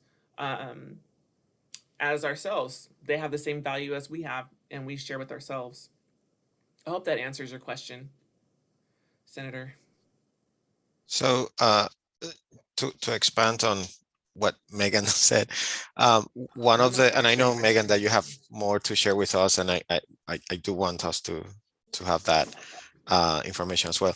But to say a little bit about what Megan pointed out about how we interact in the steering committee and the larger group, there have been many instances where either me or other members of the group have come back to the staff and let them know, you missed this community, or you miss this nuance within that particular reality. Or what about these, in the case of Senator Wilson's specific questions about different family configurations, that has been one of the issues that we brought up. And part of the process, I always feel like, oh my God, we have more frustration for the staff because, we keep pushing back on, whatever we understand is amiss or something that is not completely right. We know where the heart is. We also see from the communities that we come from, the parts that are missing. For instance, I cannot detach myself from my identities and from my family and from the needs that I see within my own family, right? So not only do I bring back, things about LGBTQ issues, but also immigrants, people who speak English as a second language, undocumented residents of Washington, young people, different family configurations where, kids might have different parents, but they live within, a household where the grandparents are the caretakers and things like that. And my perception is always like, oh my God, we're going to make them so frustrated, they're going to stop listening to us. And the response has been completely opposite. It's been, oh, we didn't recognize that. You're right. Let's go back and analyze these. Let's see, what are the communities that are being left out right now that we unintentionally didn't listen to because we didn't know that existed, or we weren't aware, or didn't know how to get a hold of them. And the response has been very positive. So I want to commend Megan and the whole team, because honestly, it's been one of the most well thought programs. Even when we know that there are deadlines and challenges to funding. I mean, $77,000, that's nothing to do this sort of work, right? And so I do have to say that it's been a really positive experience, because yes, when we see flaws or gaps or whatnot and bring those to the attention of the staff, they haven't been dismissive. They have been very intentional in listening, in understanding, and then going back to address those gaps. So, which is actually one of the reasons why I wanted to invite Megan and the groups today, so we could continue that conversation in case that I have missed anything or that I haven't received all the information. So yeah, just want to put that out there. Yeah. And Megan, I know that you have more information for us, so I also don't want to stop. No, I appreciate you for sharing, Manny. And this is part of this. I mean, this should be the process, right? I think previous to my previous position, I worked for equity, diversity, inclusion, and I said we really have to get past this conversation about intent. It wasn't my intent. I didn't mean it. We have to move past that, because I'm just going to assume that everybody's intent is good, because we wouldn't be in public service if, mostly, right? That's one of the reasons that drives people into public service. It's not the money you make, right? So let's just assume that your intent is positive. That still doesn't change the outcomes that are happening. So the only way to change those outcomes is by working together as equal partners. That means, you're going to point out my biases, what I'm missing, my gaps, and to make our product better. That's the only way we're going to create better products. And so I actually really appreciate all of and Manny has made a ton of really great points. In fact, when he was talking about the immigrant community, he said how we reached out intentionally. And I don't think, it'd been a part of, but we hadn't intentionally done it yet. And so we reached out to the Office of Immigrants and Refugees and got connected and started doing some engagement with their regional meetings, and got really great feedback, because when we said we want to create this for everyone, that includes folks who are undocumented, and that we've heard that over and over repeatedly too. How are you going to intentionally reach the undocumented community? And we received a really good idea. One, because government can't. So the idea of trusted messengers, and this is why the private-public partnership is critical, because we don't have government doesn't have relationship with communities, and probably will not, because of some of the things that have happened in the past. And so we have to partner with communities that have that trust, and can be that protective barrier for communities to serve them. And I think that's just some truth that we have to understand and accept. And that's power we have to be willing to share as a government entity. And so taking the work that's already being done in communities by folks who know their communities better, and empowering them, providing them with resources so that they can better expand their capacity, so that they can partner with the government. So that's some of what we're grappling with now, and that we want to be including in the recommendations of we need to resource our community organizations better. So I appreciate this conversation. If there's any additional questions related, I'm happy to go back to the presentation too.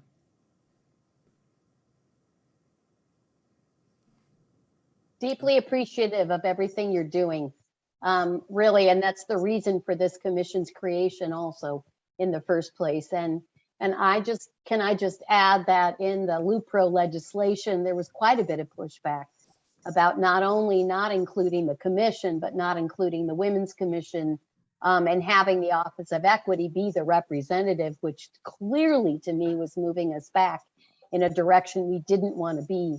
And it would have precluded every other commission from being part of this work and part of the impact of what's making this such a good piece of work that you're doing. So just the advocacy and the knowledge and the deep understanding of how important the work is and how important voices are is just so evident in your presentation and in the work of the work group, but also just everything you're doing. And Manny and Tracy, your involvement is awesome as well. So just really deep appreciation. I think the thing that I appreciate you, Senator, for that feedback. And I think what I've learned through this process is you need to take more time to listen and understand. So another thing that we do in government is we like to, okay, let's go do it. Let's go solve it. What are we solving? We don't know, but we're going to solve something. Let's just do stuff, right? And you know, we spent the majority of the time of this year just listening, trying to understand, what are we trying to solve? Why are we trying to solve it? Who do we need to serve, and how do we need to serve them, and how does that differ? So the other kind of value is we need to stop being a one-stop shop, one-size approach fits all in government, and really coming to grips with that's what marginalization means, right? If we create a process and we say, okay, here's our process, everybody has to fit within this process, that means that anybody who doesn't is now forced to the margins. So that's what we've been doing. And if we really want to embrace target universalism, we have to figure out who are these different communities and how do they need to be served.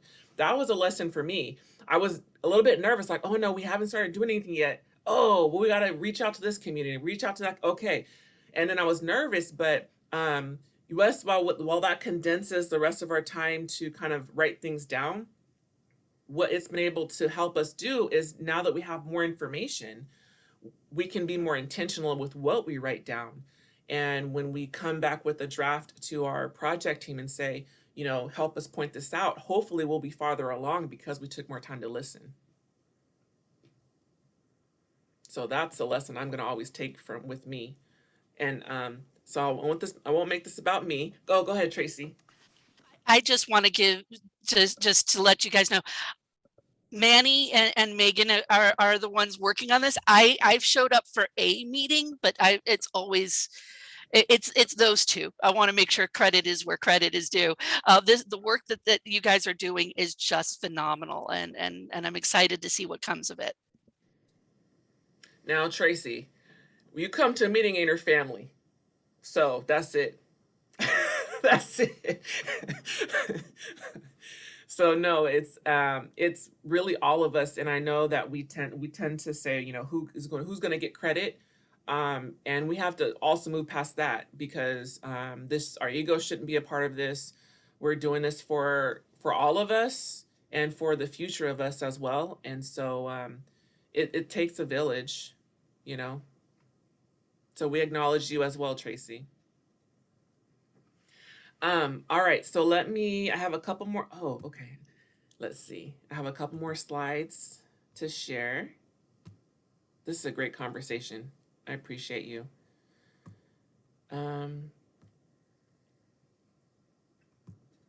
So there's two basic models that we were considering. Well, there was a third one, but based on feedback we received, the third one was a targeted and interactive model. That would have been really administratively taxing and would have taken more money away from serving our community.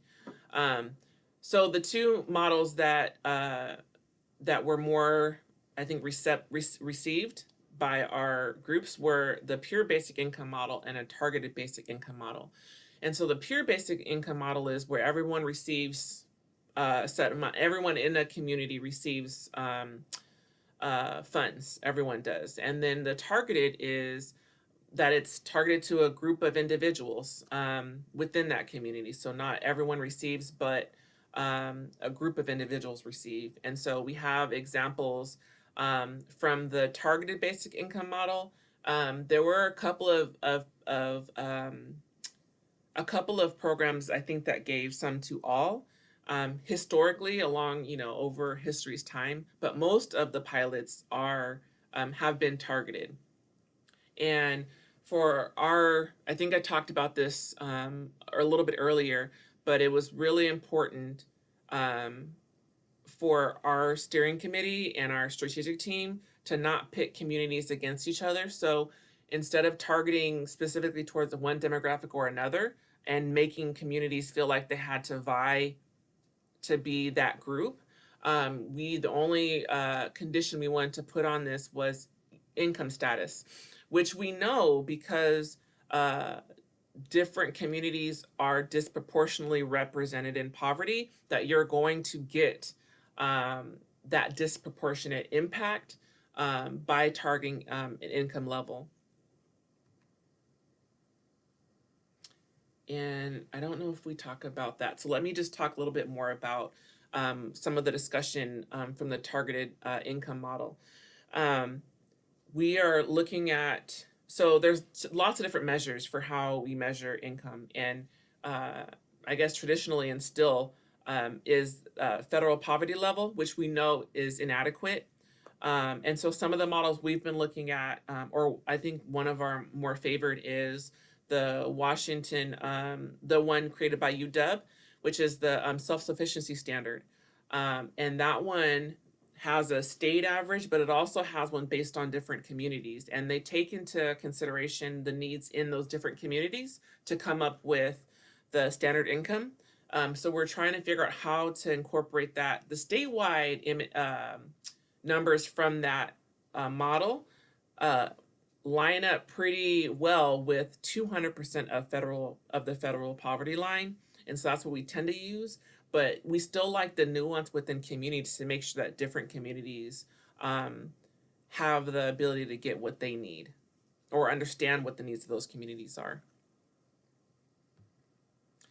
Megan, sure. I want to say a comment about that because that actually, for me, from my experience, that was a really great example of how the steering committee got some feedback and incorporated into the program.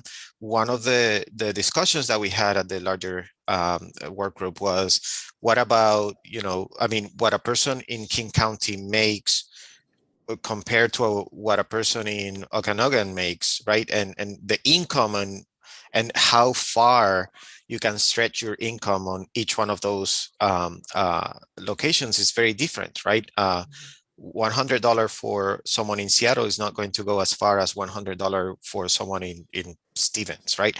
So how can we create a program that actually addresses the real needs of the people that are going to receive it? Because the same amount of money for everybody is not necessarily going to address poverty, right? If prices are higher for rent and for food and for transportation and things like that. So that's a very concrete example of how, even when there were some there was a lot of work and very close to making recommendations and then going back and revise those recommendations based on very important feedback that was received. So anyways, I just wanted to highlight that because it was a great example of how to make sure that the feedback was not only received but understood and then implemented into the creation of the program. So, and not the program, the recommendations that are going to be presented. So yeah. Thank you, Manny. That's a great example too. I appreciate you sharing. Megan, can I ask you whether there was any conversation around using state median income? One of the things is we look at legislation that's come out the last few years, like with Fair Start for Kids Act, is we moved from federal poverty level to state median income as a way to kind of take into account some of those geographic differences. And then AMI is what oftentimes the feds will use, but just to wonder, as we think about moving forward, how it is we consider alignment of whatever we do use so that we have AMI, we have SMI, we have FPL, all are acronyms that mean nothing to anybody. Right. And even with a chart, they mean nothing. But I just wonder, because it's so hard to know as we move from silo to silo, system to system, what that means and what that looks like. And just wondered if there was any conversation around that. Yeah, so with the 10-year plan, they created one of the work groups that was created is the Technical Advisory Group, TAG. And they're really geared on coming up with the recommendations for how we measure economic conditions and economic success in Washington State, and really, how we create the framework, which is going to determine on, the technology that receive and how that's connected to federal language as well. So they were considering all of those different models. We're limited right now because where we get data from is what we already have in our state systems, the census and the community survey data, to come up with some of these figures. But I think we need to, part of our recommendations, and I think part of the shared power model is to do more collaboration and less siloing. And so that's what we're looking at for measuring. Because even with what we're trying to do and what we thought about using as a self-sufficiency standard, we don't have the technology to support that. And so we're still tied to federal poverty level. And I'm not really sure how we create the infrastructure within our state to use a different model. I think any of those the area median income, state median, as long as, I think the most important thing is that we target it to the communities. So disaggregating data and information is really important, because whenever we go based on, a one size fits all approach, as in the example Manny just gave, there's so many nuances with different communities. And when we think about rural communities, some of the feedback I've heard there is, yes, it costs less, but we also usually have to travel farther because we don't have any resource within our town, so we have to travel farther for jobs. And when we're doing it as a state average model or state average figure, we miss that nuance. And so for me, the most important thing is that we're disaggregating down to the community level as far as we can. And especially with when we're looking at different communities, one of the communities with like Alaskan Natives and American Indian groups is that we usually say the asterisk, not enough data, and so we just leave them blank. And we've received that feedback from within the LGBTQ community, is that we don't feel that there's no data for us. So how are you going to make how are we going to develop solutions when we don't even know, we don't have anything that shares what's going on? And so for me, that's the most important thing when we're talking about how we do this better in the future. So I agree with you.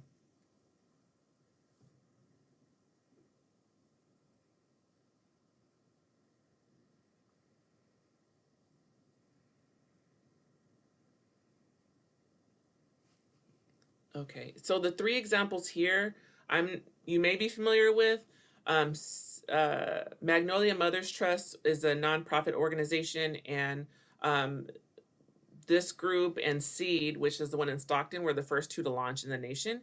Magnolia's Mothers Trust targeted pregnant mothers in Mississippi, I believe. I think it's Mississippi or Louisiana. And they're on their third cycle with folks too, I think for a year. And Seed, we know that one concluded, that was over a couple of years. And then Baby's First Years just submitted their first report out that shows the relationship between cognitive development and poverty. And so that's another exciting one that's occurring right now. So how to accomplish this? There are two main ways we're looking at this.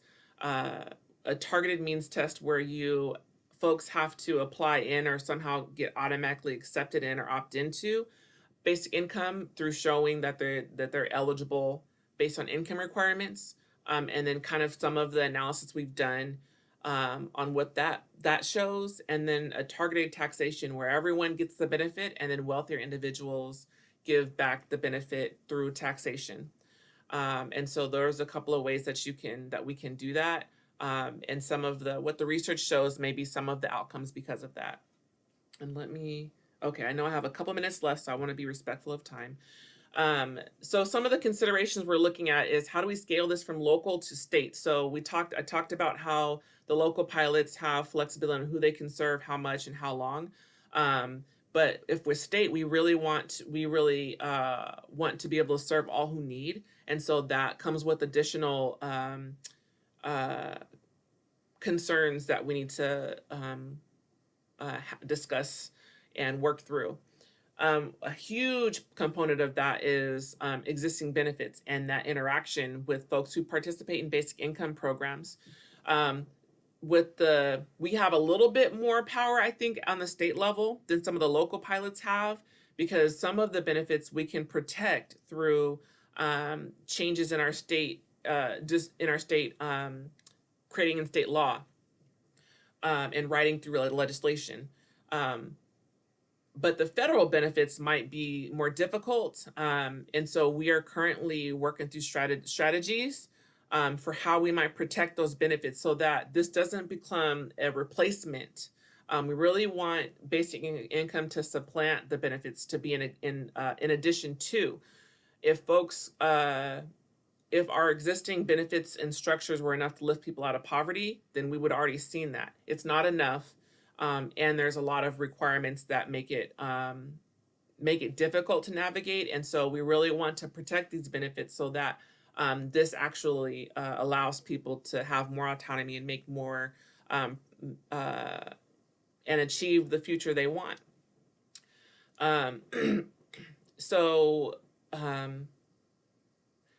This is going to take time, and it's going to take a lot of time and effort for investment, for funds, to understand how benefits affect long-term outcomes. So most of the research is short-term because it's only been within the last couple of years we've had so many pilots. And so we really need to be able to stay with this and see this through. But we do believe that this is going to be part of the strategy for how we reach a thriving future for all and a more just future for all. There's not a lot of data that shows what the best number, like what the best amount is, how often you receive it, if it's a lump sum once a year or if it's monthly, how it's distributed, and really trying to figure out the best way that we can, or has many options that folks can have to distribute so that it meets them where they are versus them having to meet us where we are. And then also wraparound services for folks that choose to opt into or want to take advantage of some programs, making sure those are there so that folks have access to the information and the resources they need to get where they want to be. So a successful basic income pilot program is dependent on strong public-private collaboration and political will. We've talked about trusted messengers, the role of community organizations in reaching out to and connecting with and maybe serving as that protective barrier for communities to access these benefits. And that's going to be true. And maybe even looking at who kind of runs this. Is it possible to set up a private public group to kind of oversee this program as well? Oh, was that me? Okay. So trying to figure out, and that's where we're talking to communities too. What does that look like? How do we resource these community organizations so that they can have the capacity to partner with us in a genuine way that really impacts the community? And then the political will. So I don't know if I need to say a lot about that, but we need the will to make this happen. We need legislation to make this happen and legislation to do it well. And so really challenging the stereotypes that have allowed us to leave so many people out and leave them behind for so long, to allow us to do better for our entire community in the future, and challenging the messages that get in the way and prevent us from doing what needs to be done from a business model, from a human-centered model. That's where we need to go. And so we need to have the support from our legislators to make that happen. Okay, so the next steps. So right now we are trying to write the first very rough draft based on all the information we've received. And then we'll be sending that out to our project team for review and feedback, and completing and continuing that process until we come up with the final draft. We're also looking at we're completing analysis of benefit size and duration. We're having conversations with our strategic team and steering committee on that. We're looking at strategies to hold benefits harmless, existing benefits harmless. We're also looking at the cost benefit analysis and creating a framework for that. We're finalizing the pilot recommendations and a rollout strategy that includes how we message this program. Identifying public-private stakeholders. So who are those community organizations that we need to partner with and that need to be looped in for implementation. And then wrapping all that up and submitting it to the legislature in June. And that's the end of updates on that. Are there any questions on that before I share just a couple of really quick updates on the basic income?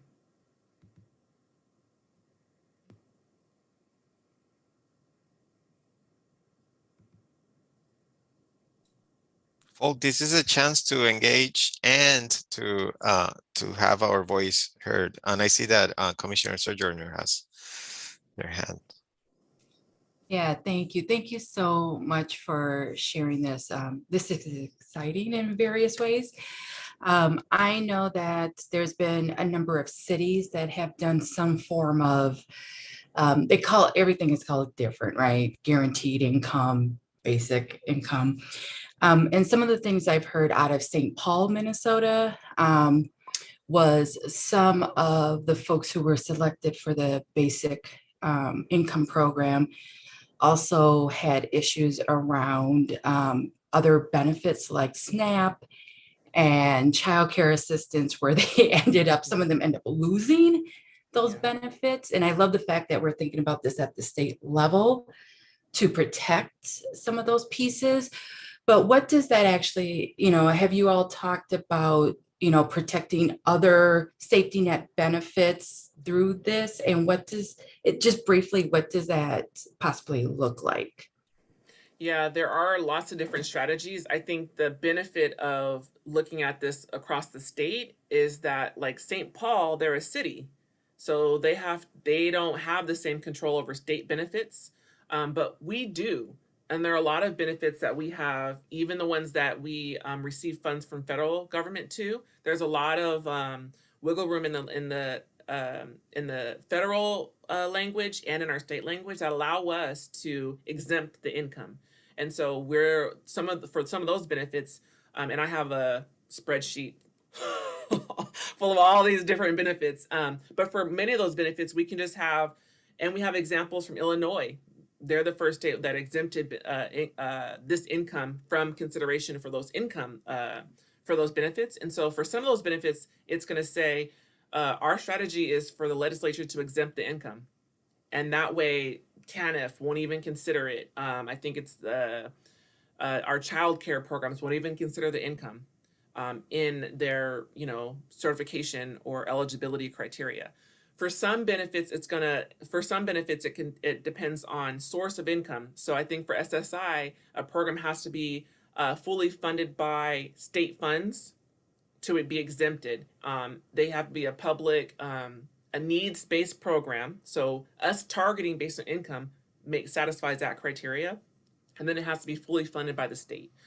So there's, I've looked at the federal language and the state language, and then the next step will be to collaborate with the state agencies to make sure we're aligned. For housing, regional housing authorities have the ability to exempt the income in their policy. And so that's what we're gonna recommend there. And then as time goes on, the federal housing authority is making it easier for them to exempt this income. So there is conversations going federally because of the explosion of pilots everywhere, that is on their radar. And so for us, some of the strategies on some of the benefits are going to be different in how we navigate that. Some of the strategies, if you are eligible for certain benefits, then you can automatically be eligible for another benefit. And so for like SNAP, I think, don't quote me on this one yet, but for some benefits, like if you are automatically on TANF, you automatically qualify for WIC.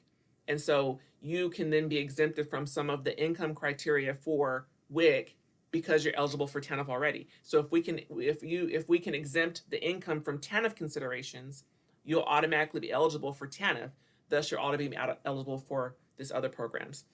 I just gave an example, but don't quote me on that one because I'm just kind of just to hopefully paint the picture of it. But that's how we're having to navigate these oppressive structures. You know, with the compensation for lived experience legislation we just passed, this was very much a conversation.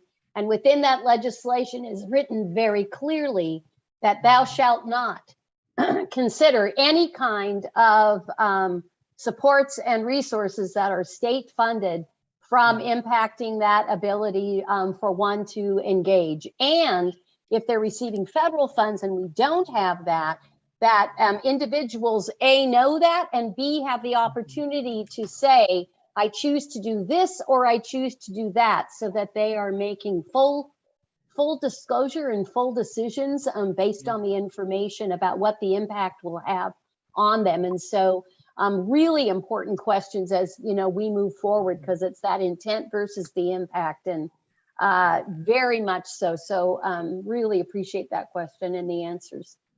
I'm really hoping that we can, with the federal programs, that's where it's going to be most critical. And, the most, I think the hardest, the one that means the most, well, I don't want to say the most, but, that we really want to focus on is SSI. Because, for the other programs and benefits, if folks choose, benefits counseling and they lose those benefits, it's relatively easy to get back on. And we can also, we're also looking like a home heartless account fund, where if they lose these benefits, then we'll be able to replace those benefits for them. But for SSI, if we can't protect that, folks will probably more than likely opt out because it's so complicated to receive those benefits. So it hasn't been done yet, but we're hopeful we can. And so, yeah. Tracy? So I just had an out of the box thought because of experiences I had and I wanted to share.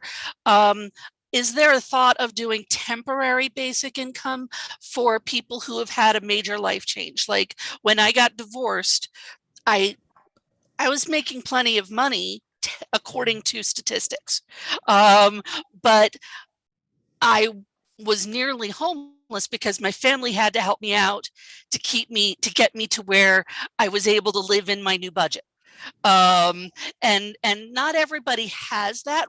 That's where a lot of homelessness comes from for some people, is simply they had a major life change that changed their budget and they don't know how to live in it yet. Or they suddenly went from having a little money in their account to live by those things to being way in the negative, and they have to get themselves out of that. The other thing is a lot of younger generations are not getting credit cards and things like that. So the dynamic of living paycheck to paycheck has changed because people don't have that buffer of the credit card as much anymore. So I don't know if those are things that are being thought of when you're thinking about this program.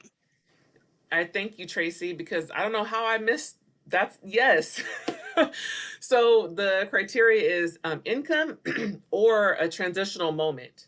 So if folks are experiencing, some of the ideas are addiction, homelessness, exiting foster care, pregnant parents, and some other criteria as well. But yes, because I think the thing is, if we can prevent folks from having or lifting them out of whatever these moments are and giving them the time, so looking at 2 to 3 years to receive benefits, that it really gives them the time to first get out of that survival mode. So folks think, well, if you're in poverty, how come you don't plan for the future? Because they're in survival mode. They're day to day. I just need to survive this 24 hours. This 24 hours I got to survive. There's no thought about the next day, 48 hours or 72.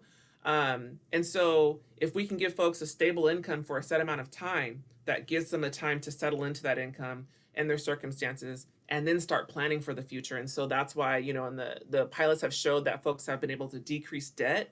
And in some pilots, like the Mother's Magnolia, they've been able to buy homes and invest. And some of the quotes we use in other presentations are, that people feel like this just gave me the chance to breathe, or I just was finally able to feel like a whole parent, that I could do for my children. And, do we find value in that as a community?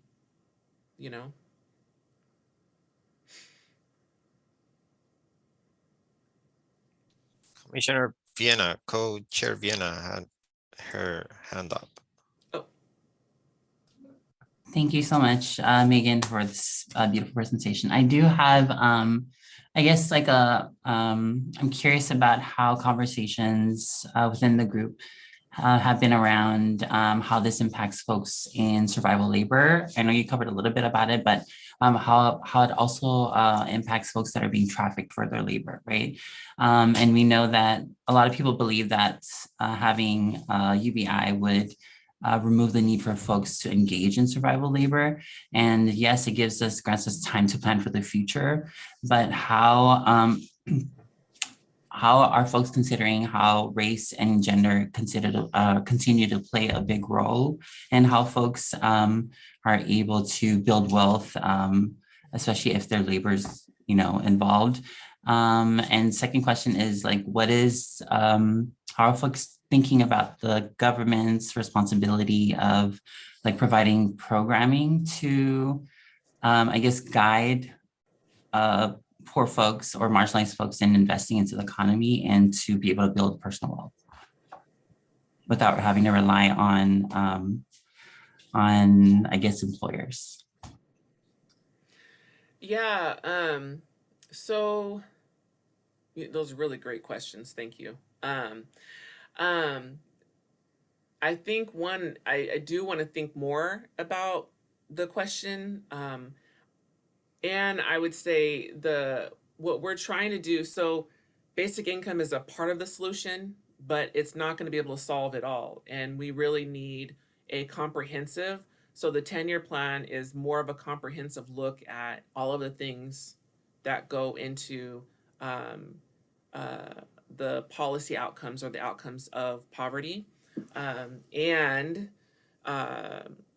racism and all of the other inequitable, disproportionate, disparate outcomes that are realized in our communities.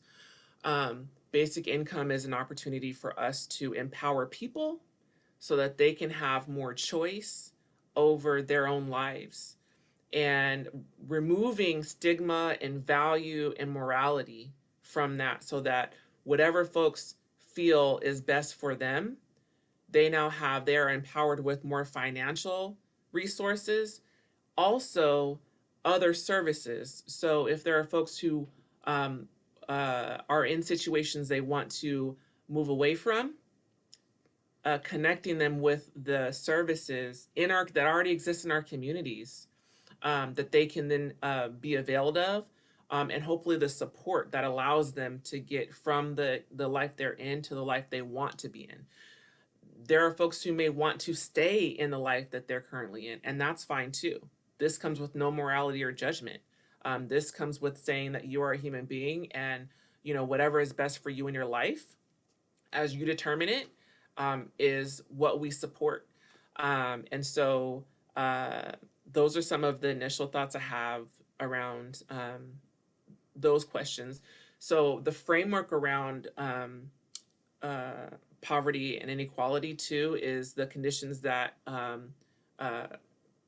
disproportionately target some communities with poverty, which then leads to these other outcomes. And so if we create the structure proactively, then we're hoping that will disproportionately impact and create better outcomes in those communities and for individuals as they determine it. I don't know what better outcomes mean.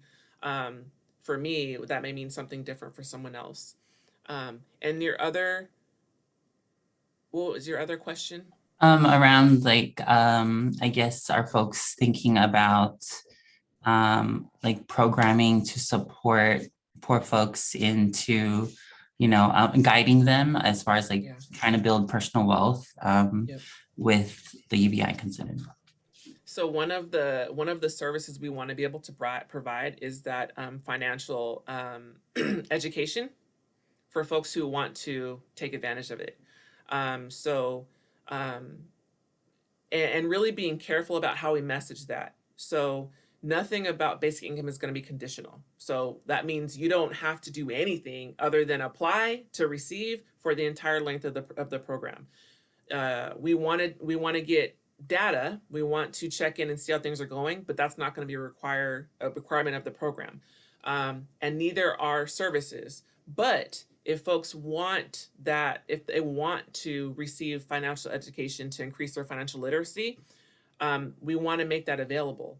And really being careful about the messaging around that specifically, because folks, again, it gets at a stereotype that folks believe that you are in poverty, or folks are in poverty because of choices and that they've made. And we want to target that.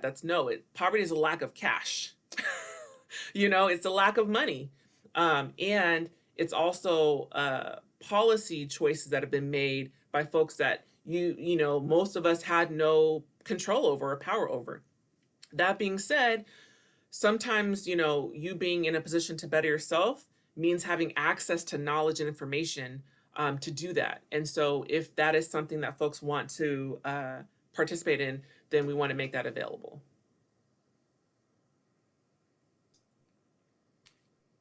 Sorry, I'm a bit stuck on the lack of cash part.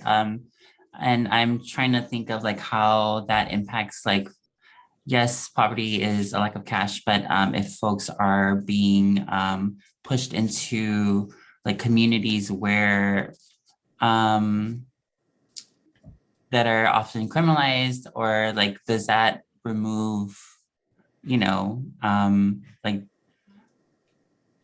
how are folks considering like how criminalization will impact, people's ability to build wealth, right? So one of the strategies, and thank you for following up on that. One of the strategies in the 10-year plan, I have it pulled up if it's okay. I'm sorry, I want to address the question, but Manny, I also want to be, and Trace, I want to be respectful of time too. So just let me know if you got to cut me off, and I'm happy to come back. So I'll share the screen really fast.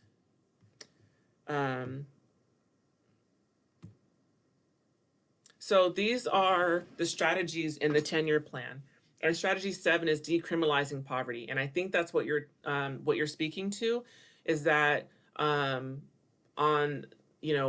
what we've done. We've criminalized poverty. So you see that in child welfare, juvenile justice programs, criminal justice school systems. All these things, are geared at over policing certain neighborhoods. And so we have strategies we have recommendations in strategy 7 to decriminalize poverty. And so basic income is a part. So basic income falls within strategy 6, build a holistic continuum of care, and strategy 8, prepare for the future of work, which, because part of this also deals with the shift to automation. So within those strategies, that's where basic income falls. But we have the rest of the strategies that we believe comprehensively targets poverty from a policy perspective, that will remove barriers for folks and communities, so that they can live the lives that they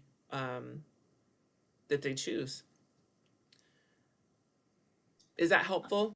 Yeah, that answers my question. I would love to, I believe we would love to have you back. I feel like there's definitely a lot more conversation that needs to happen. And does this live elsewhere as far as like the strategies in a more comprehensive or like more explained? Yes, so we're happy to share. I can email the 10-year plan to you, Manny and Tracy, and then you can share We have a website as well, where you can go to receive, and I'll put that in the chat because I can do that right now for you. And then happy to come back. And we're still developing the basic income report, but I'm sure when that's final, Manny and Tracy will have that and can share as well.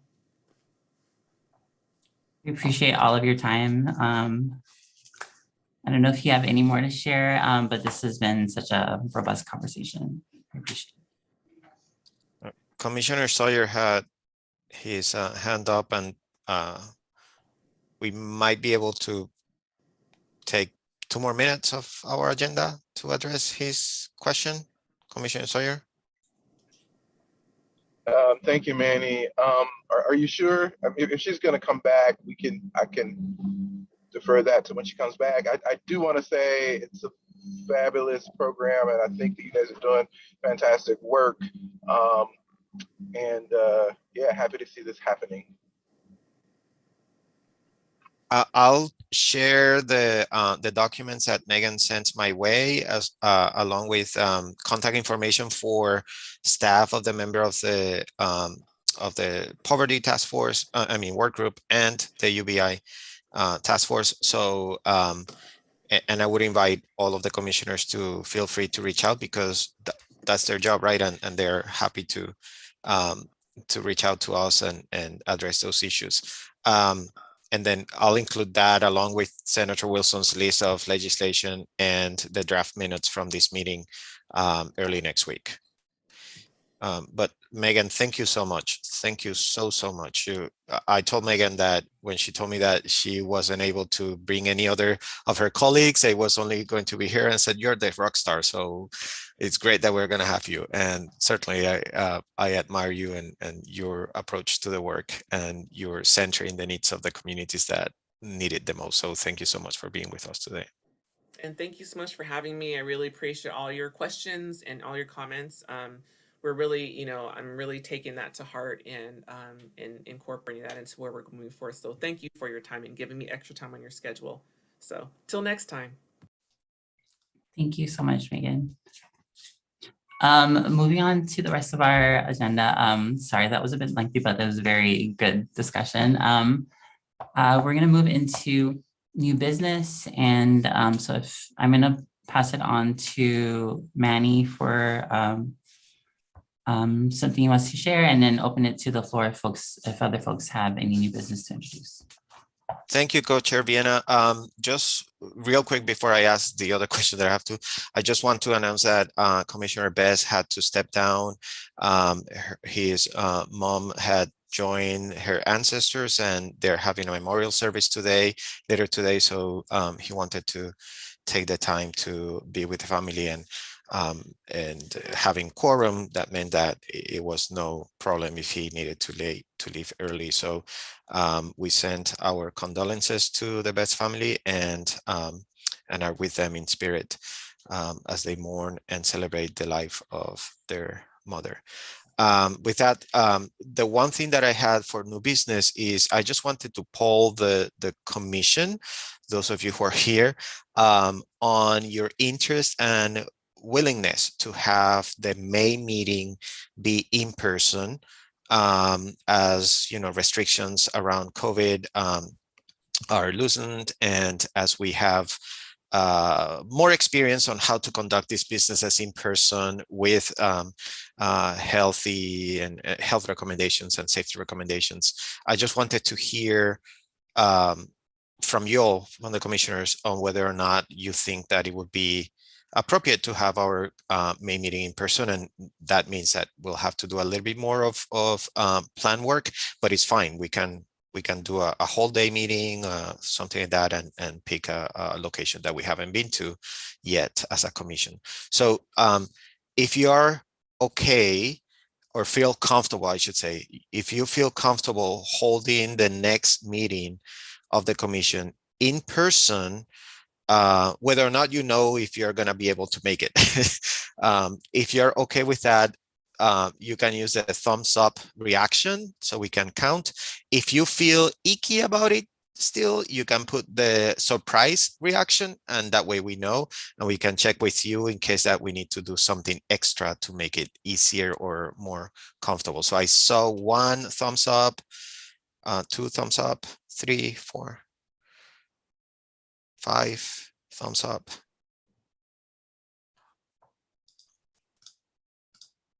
Okay, 6. So it does look like the majority feel, oh, cool, okay. So it feels like the majority feels comfortable. We're gonna share with you some of the health protocols that we use at the town hall. So you can give us a little bit of feedback on whether or not to keep those, because they're quite strict, and then follow up with you all on possible, well, with the executive committee for possible locations and that sort of things, and then follow up with the rest of the commissioners to see who is going to need travel arrangements and accommodations and things like that. So hopefully we can host the meeting somewhere in the east, on the east side. But that's it. That was the new meeting, the new business from me. Thank you, Co-Chair Vienna. Thank you. Do other folks have any new business to introduce? Also, Manny, does this go up for a vote as far as like? No need Okay. for a vote. I just wanted to poll you real quick. Yeah, because it's not a how you call this, a business decision. It's just, do you feel comfortable or not? So yeah. Okay. Open to the floor. Folks have any new business to introduce?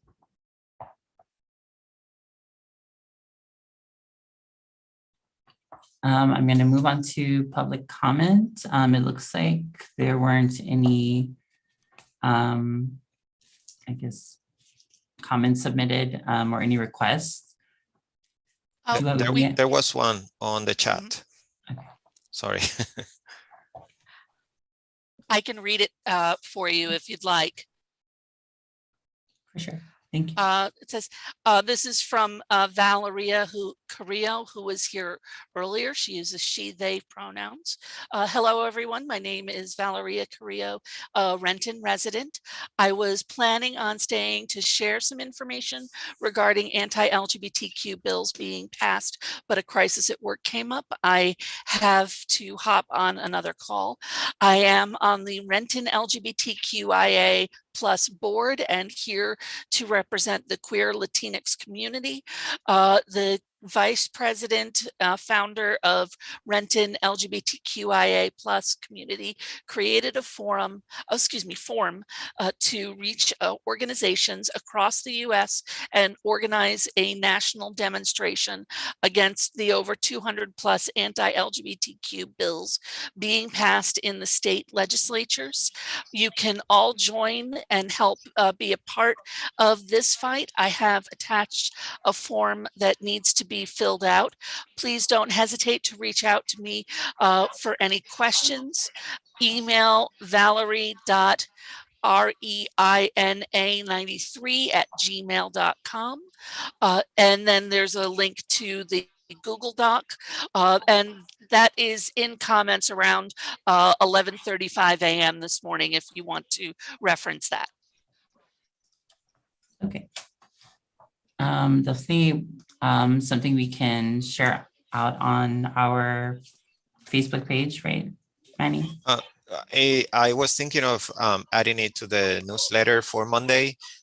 We have to edit the newsletter for Monday, so I will add the form and make an announcement on how people can, or what the reason for the form and what the intent of the form is. I don't know about Facebook yet, but we'll check. But certainly in the newsletter to invite people to sign up. Okay. Thank you, Valeria.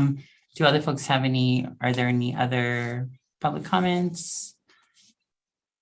Okay, it's a pretty easy process. We are going to move on to any announcements before we close. We have a couple of minutes. I'm going to pass that on to the staff if there are any announcements and if folks, other commissioners have announcements to make. 2 announcements for the commissioners. We will send you more information about the next town hall, but on April 30th. We're going to be in Spokane for a public town hall. So for those of you who are on that side or who are closer to Spokane, keep your eye for that, because it'll be great to be with the community again. And then the other announcement is that there is a coordinating committee right now, of which Tracy's chairing, and Commissioner Ross is a member, along with members of RAIN and members of the community of Olympia Pride, that are planning the Pride flag raising ceremony. So we will be sharing with you the dates and all that. Tracy, you have something to say about that? I was going to add also, Commissioner Hillmeyer is a member of the thank you. committee. Thank you. My apologies, Commissioner Hillmeyer, for missing you on there. So one of the things that we're working on with the governor's office is to acquire the progressive, inclusive rainbow flag. And, sometimes there are protocols around that, but we already sent the question on whether, it'll be possible to acquire one, or if we can supply one out of our funds. So those are two announcements on dates that keep an eye for. Certainly April 30th for the next town hall, and then we'll share with you the ceremony for the flag raising ceremony in June. Yeah, those are the only announcements from me, but if anybody else has any announcements, this will be the time.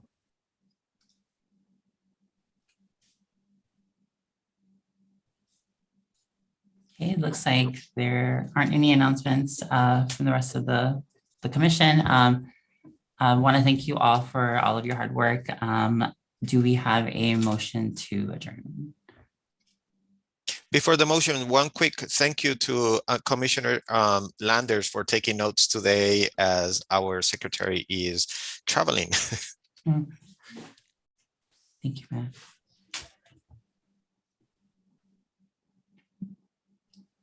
Okay, can I get a motion to adjourn? This Commissioner Motion to Erickson, adjourn. motion to adjourn. Yep.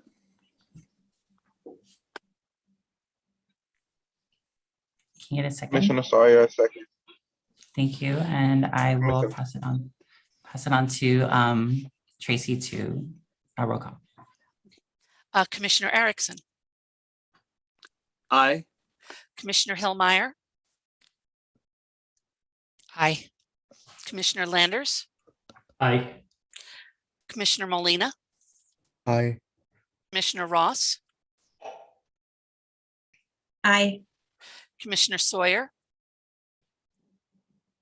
Aye. Commissioner Sojourner, Aye. Vice Chair Kelly Baroga, Aye. Co-Chair Vienna, Aye. Co-Chair Bonser. Aye. And we are adjourned. Thank you, everyone. With a minute over. Let me stop this. Senator Wilson for joining us.